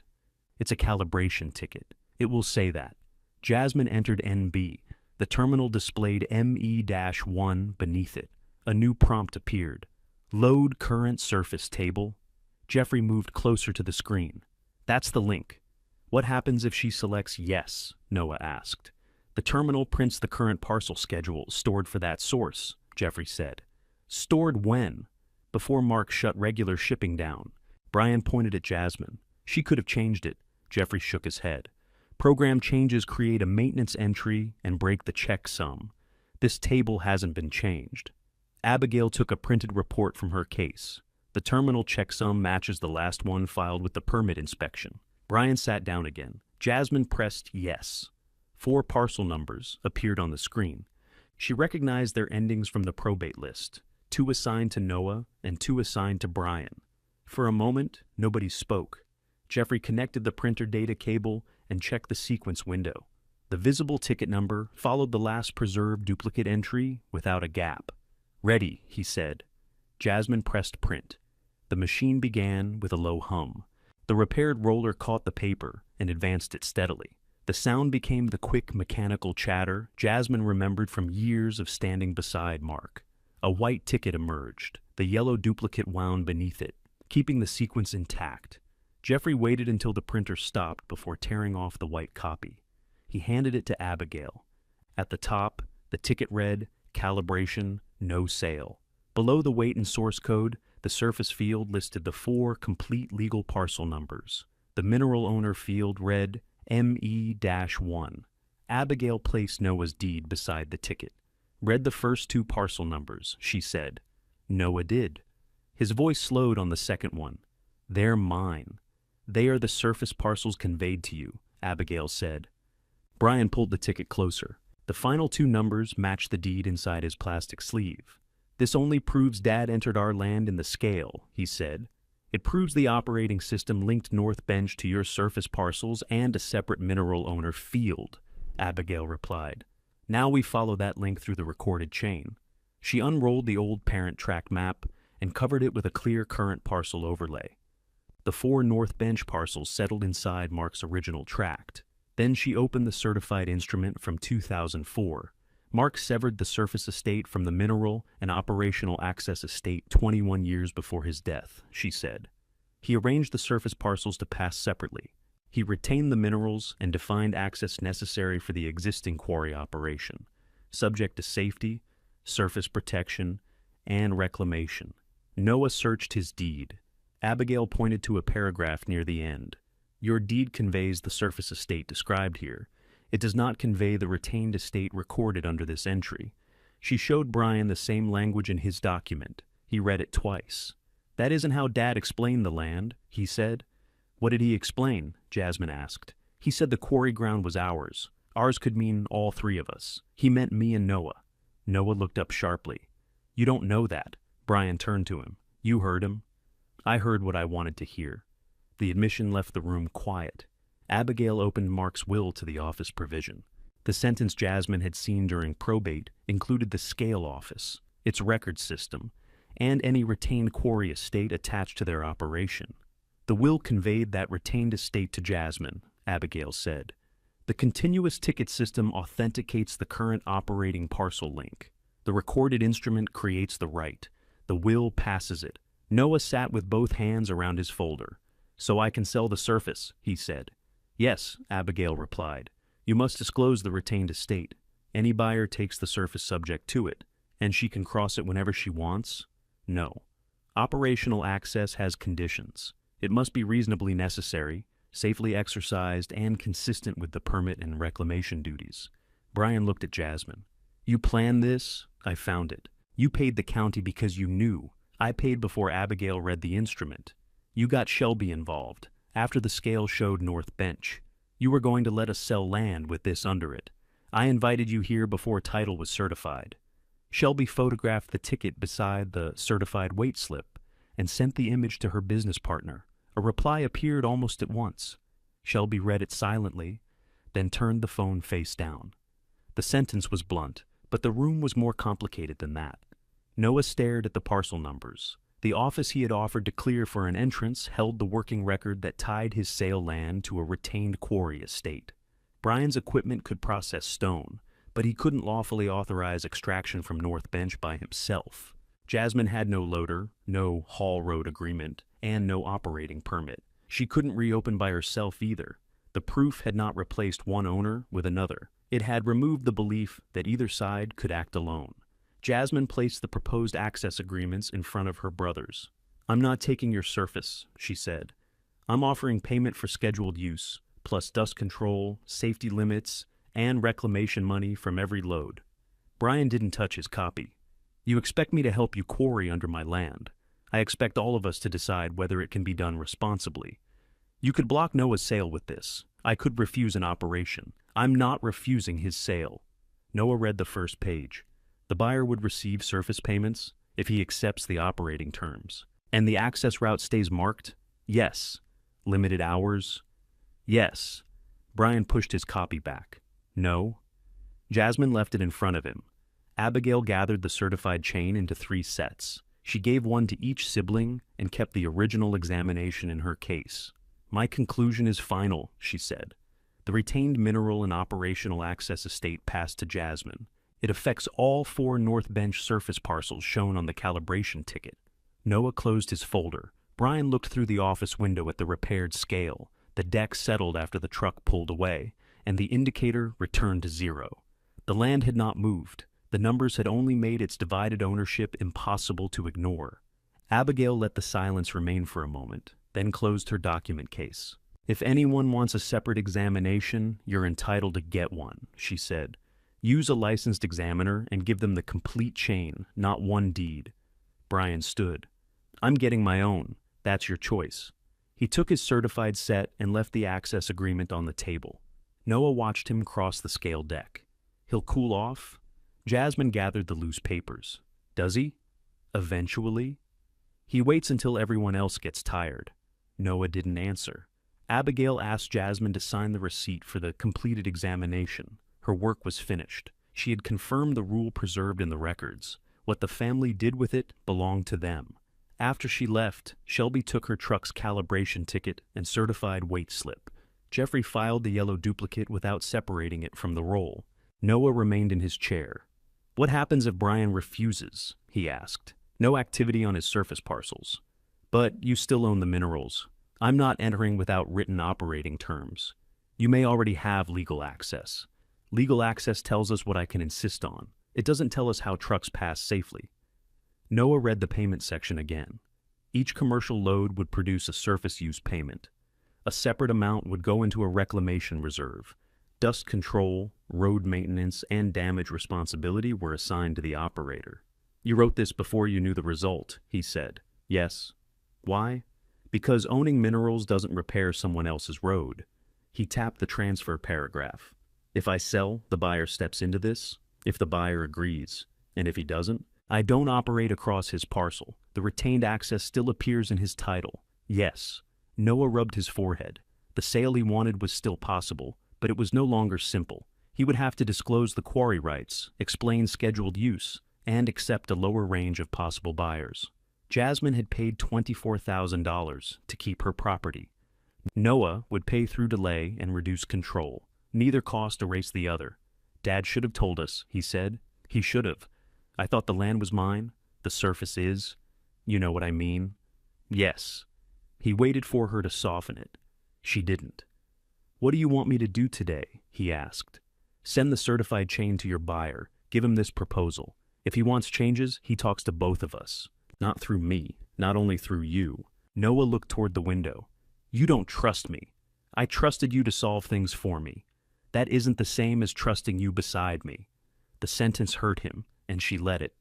He took the agreement and left without signing. Shelby stayed near the door. "That went better than I expected," she said. "No one threw anything. That was my standard. It isn't mine?" Shelby nodded. "Good." She reopened the draft supply agreement on her tablet. The material condition was complete. The title condition could now be marked complete. Surface access, permit approval, safety planning, and final scale certification remained open. "I can take this back to my partner," she said. "When?" "Today." "Do you still need 2 years?" "Yes." "Same volume, if you can supply it." "Limited hours may reduce the monthly amount. Then we extend the delivery calendar. I need reliability more than speed." They spent an hour changing the schedule. Jasmine refused any minimum that would force unsafe production during winter. Shelby refused to reserve purchasing volume without missed delivery terms. They disagreed over storage, truck waiting time, and who paid for retesting if material quality changed. It was the first negotiation Jasmine had ever held for the quarry where nobody expected her work to be free. When they finished, Shelby saved the revised draft. "I'll sign after both surface routes are settled," she said. "One route may be enough." "Is it?" Jasmine looked at Mark's map. Noah's northern parcel connected North Bench to one part of the service road. Brian's southern parcel connected that road to the equipment yard and the broadest turn toward the scale. A smaller route could be built entirely across Noah's side, but it would disturb ground that had not been used for hauling. The safer existing route crossed both. "No," Jasmine said, "not for the plan I want." "Then don't pretend Brian doesn't matter, because he left." The following week, Noah returned with changes from his buyer. The buyer accepted the retained estate if haul hours ended before evening, and the road boundary was surveyed. He also wanted the right to inspect reclamation records. Jasmine agreed to those points. She added a requirement that any new surface owner receive notice before work began.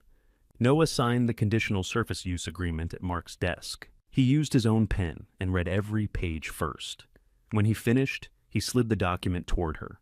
"I'm not saying I handled this well. You're not saying you didn't. I'm saying I should have read the deed. That's true. I thought keeping the sale together was my job. You made it everyone's job without asking." Noah nodded once. He wasn't ready to name everything he had done. Jasmine wasn't ready to treat one signature as repair. She signed the agreement and gave him a copy. Before leaving, he placed a new key on the desk. "The equipment gate," he said.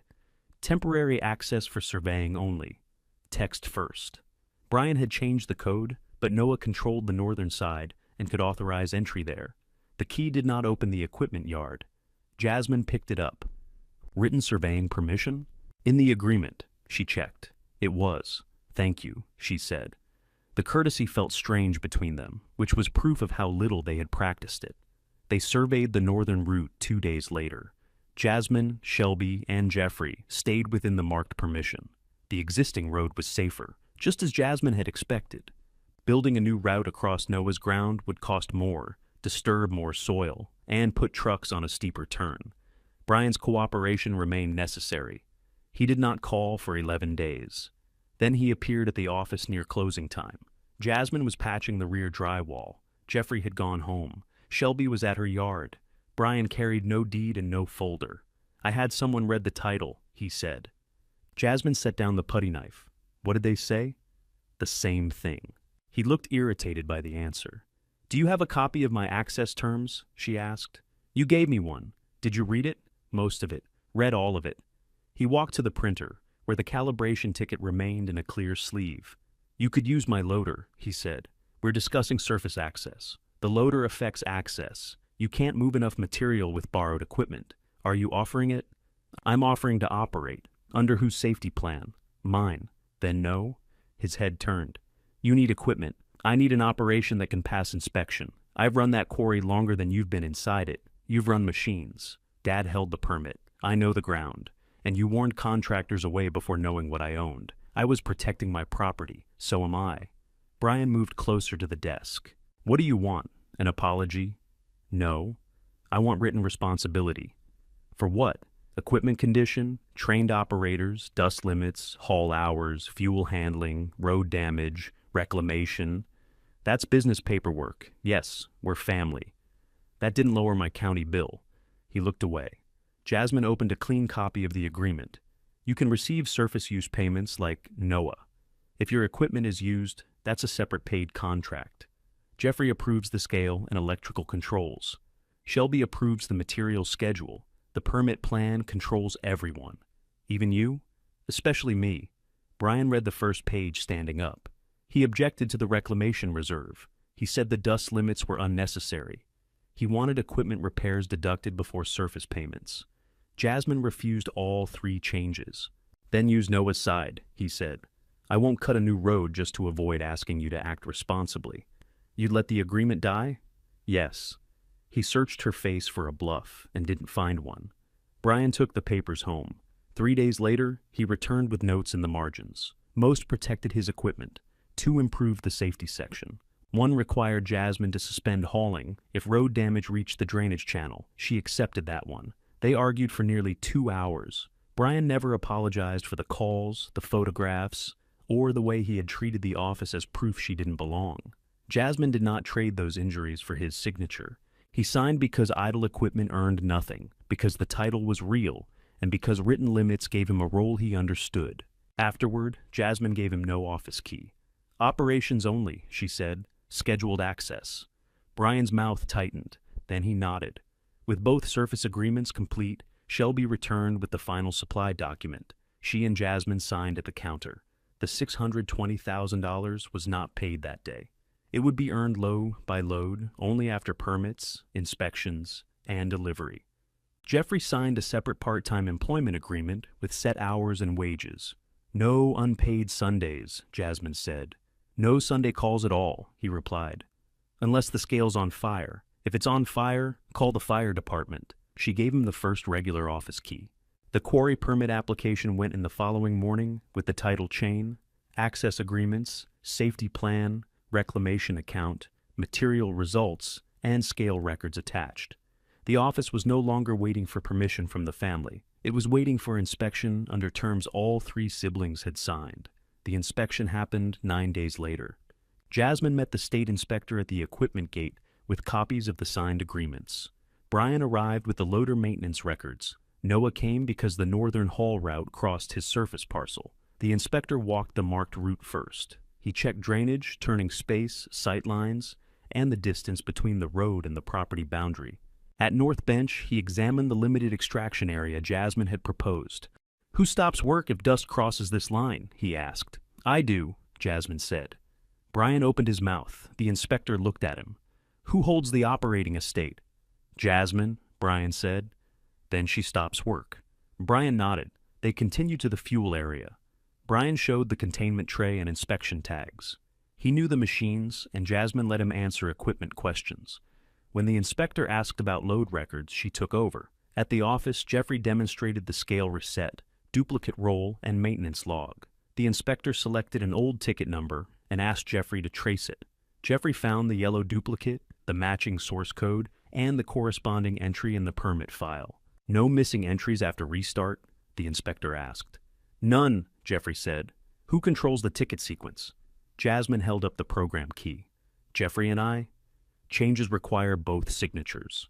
The inspector examined the restored office, emergency plan, and calibration records. He found 2 corrections. A warning sign near the scale was too small. 1 drainage barrier needed another anchor. That's it? Jasmine asked. That's what I found. When we correct them, send photographs. If they match the plan, limited operation can begin. Brian waited until the inspector left. I had a larger sign in the equipment shed, he said. Can we use it? Yes. Put the loan on the equipment sheet. It's a sign. It still belongs to me. All right. He had expected irritation. Her agreement gave him nothing to fight. Noah helped drive the second anchor into the drainage barrier. He wasn't good with the heavy hammer. After his third bad swing, Jasmine took it from him. You're enjoying this, he said. A little. He stepped back. Fair. They sent the photographs that afternoon. The permit approval arrived the next morning, with limits matching Jasmine's plan. The quarry could operate 4 days a week during daylight hours. Extraction was confined to the marked North Bench area.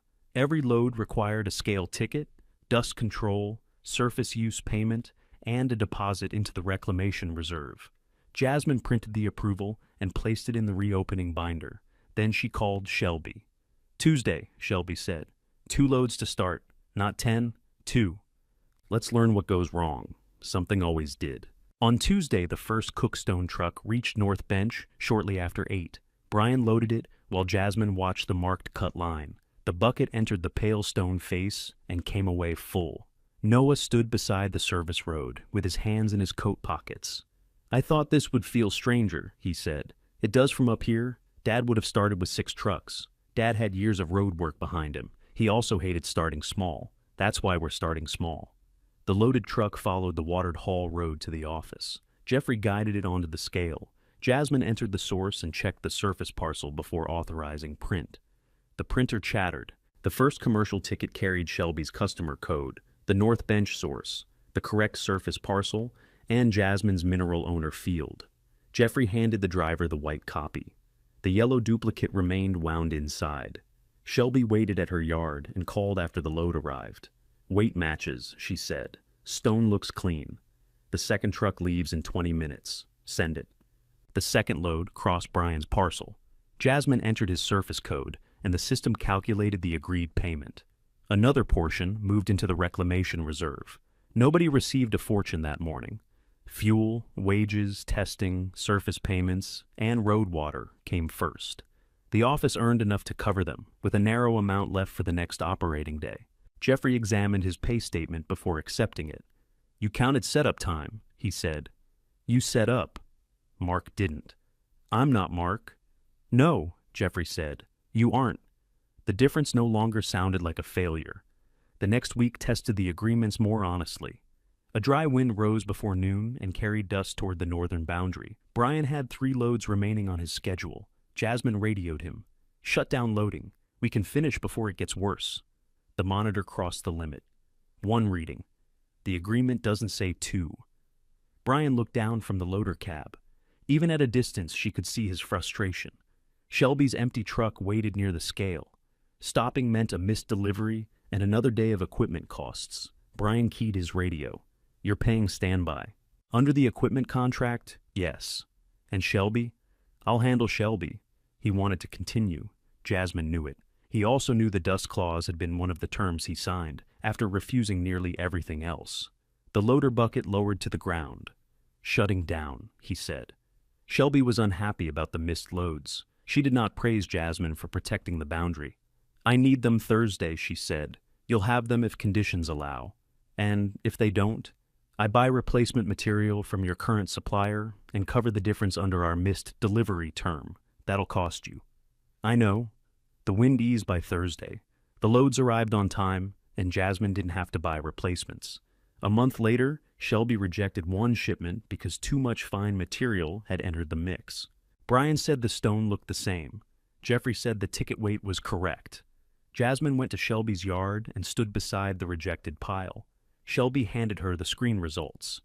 This isn't what the agreement specifies. Jasmine checked the numbers. No. You want to argue? No, I want a sample from the cut. They traced the problem to loose material near the edge of the working face. Jasmine replaced the load at quarry cost and marked the area out of production until Brian cleaned it. After that, Shelby stopped treating the quarry as a fragile favor. She called Jasmine when deliveries were late and paid Jasmine when they were right. Noah's sale closed with the retained estate and operating agreement disclosed. The buyer accepted the limited haul schedule and surface payments. Before signing, Noah brought the final documents to the office. He knocked even though the door was open. "Come in," Jasmine said. He placed the papers on the desk. "The Northern Route transfers with these terms." She read the paragraph and nodded. "Looks right. You want Abigail to check it? The buyer's examiner already matched the chain. I'll keep a copy." Noah noticed Mark's old mug on the shelf. Jasmine had washed it, but the faded words remained. "You kept that?" "You bought it." "I forgot. I didn't." He touched the handle but left the mug where it was. "I'm having lunch with Brian," he said. "You can come." "Today?" "Yes, I have trucks until 1. We can wait." That was new. Jasmine joined them after the final ticket printed. Lunch was awkward. Brian complained about the diner coffee. Noah discussed road payments more than anyone wanted. Nobody apologized again. Nobody pretended the estate division had been harmless. When Brian started speaking for the Quarry, Jasmine corrected him. When Noah offered to handle a supplier call, she said Shelby dealt with her directly. They stayed through the whole meal anyway. The office restoration continued between shipments. Jasmine finished the rear wall, installed a compact kitchen, and converted the dry back room into a sleeping area.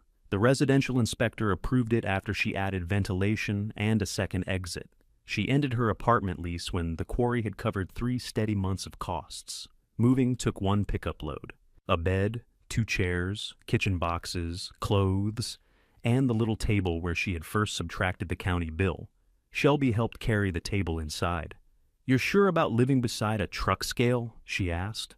"I've lived beside railroad tracks. Fair." Jeffrey brought curtains his grown daughter had stored in his garage. They were too wide, so Jasmine shortened them at the kitchen table. Brian installed a shield over the exterior scale cable. He submitted the work on his equipment sheet and waited for approval before touching the system. Jasmine approved the materials and paid his time. He still didn't have an office key. One evening, he arrived after operations with a replacement step for the loader. "You got coffee?" he asked from the doorway. "Did you wipe your boots?" He looked down, stepped back, and did it. Then yes. By autumn, drivers stopped at the counter for tickets and stayed long enough to warm their hands. Neighbors came to ask about driveway stone, operating hours, or the reclamation work visible from the road.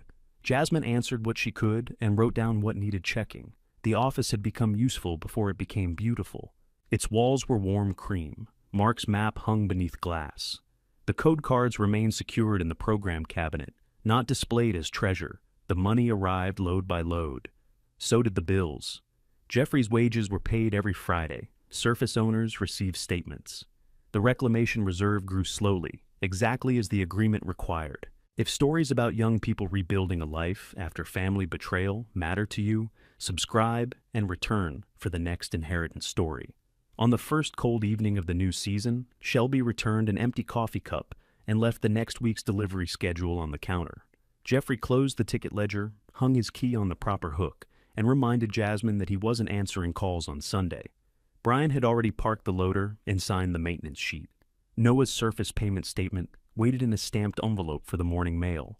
Jasmine locked the program panel and put soup on the small kitchen stove. The office heater clicked on.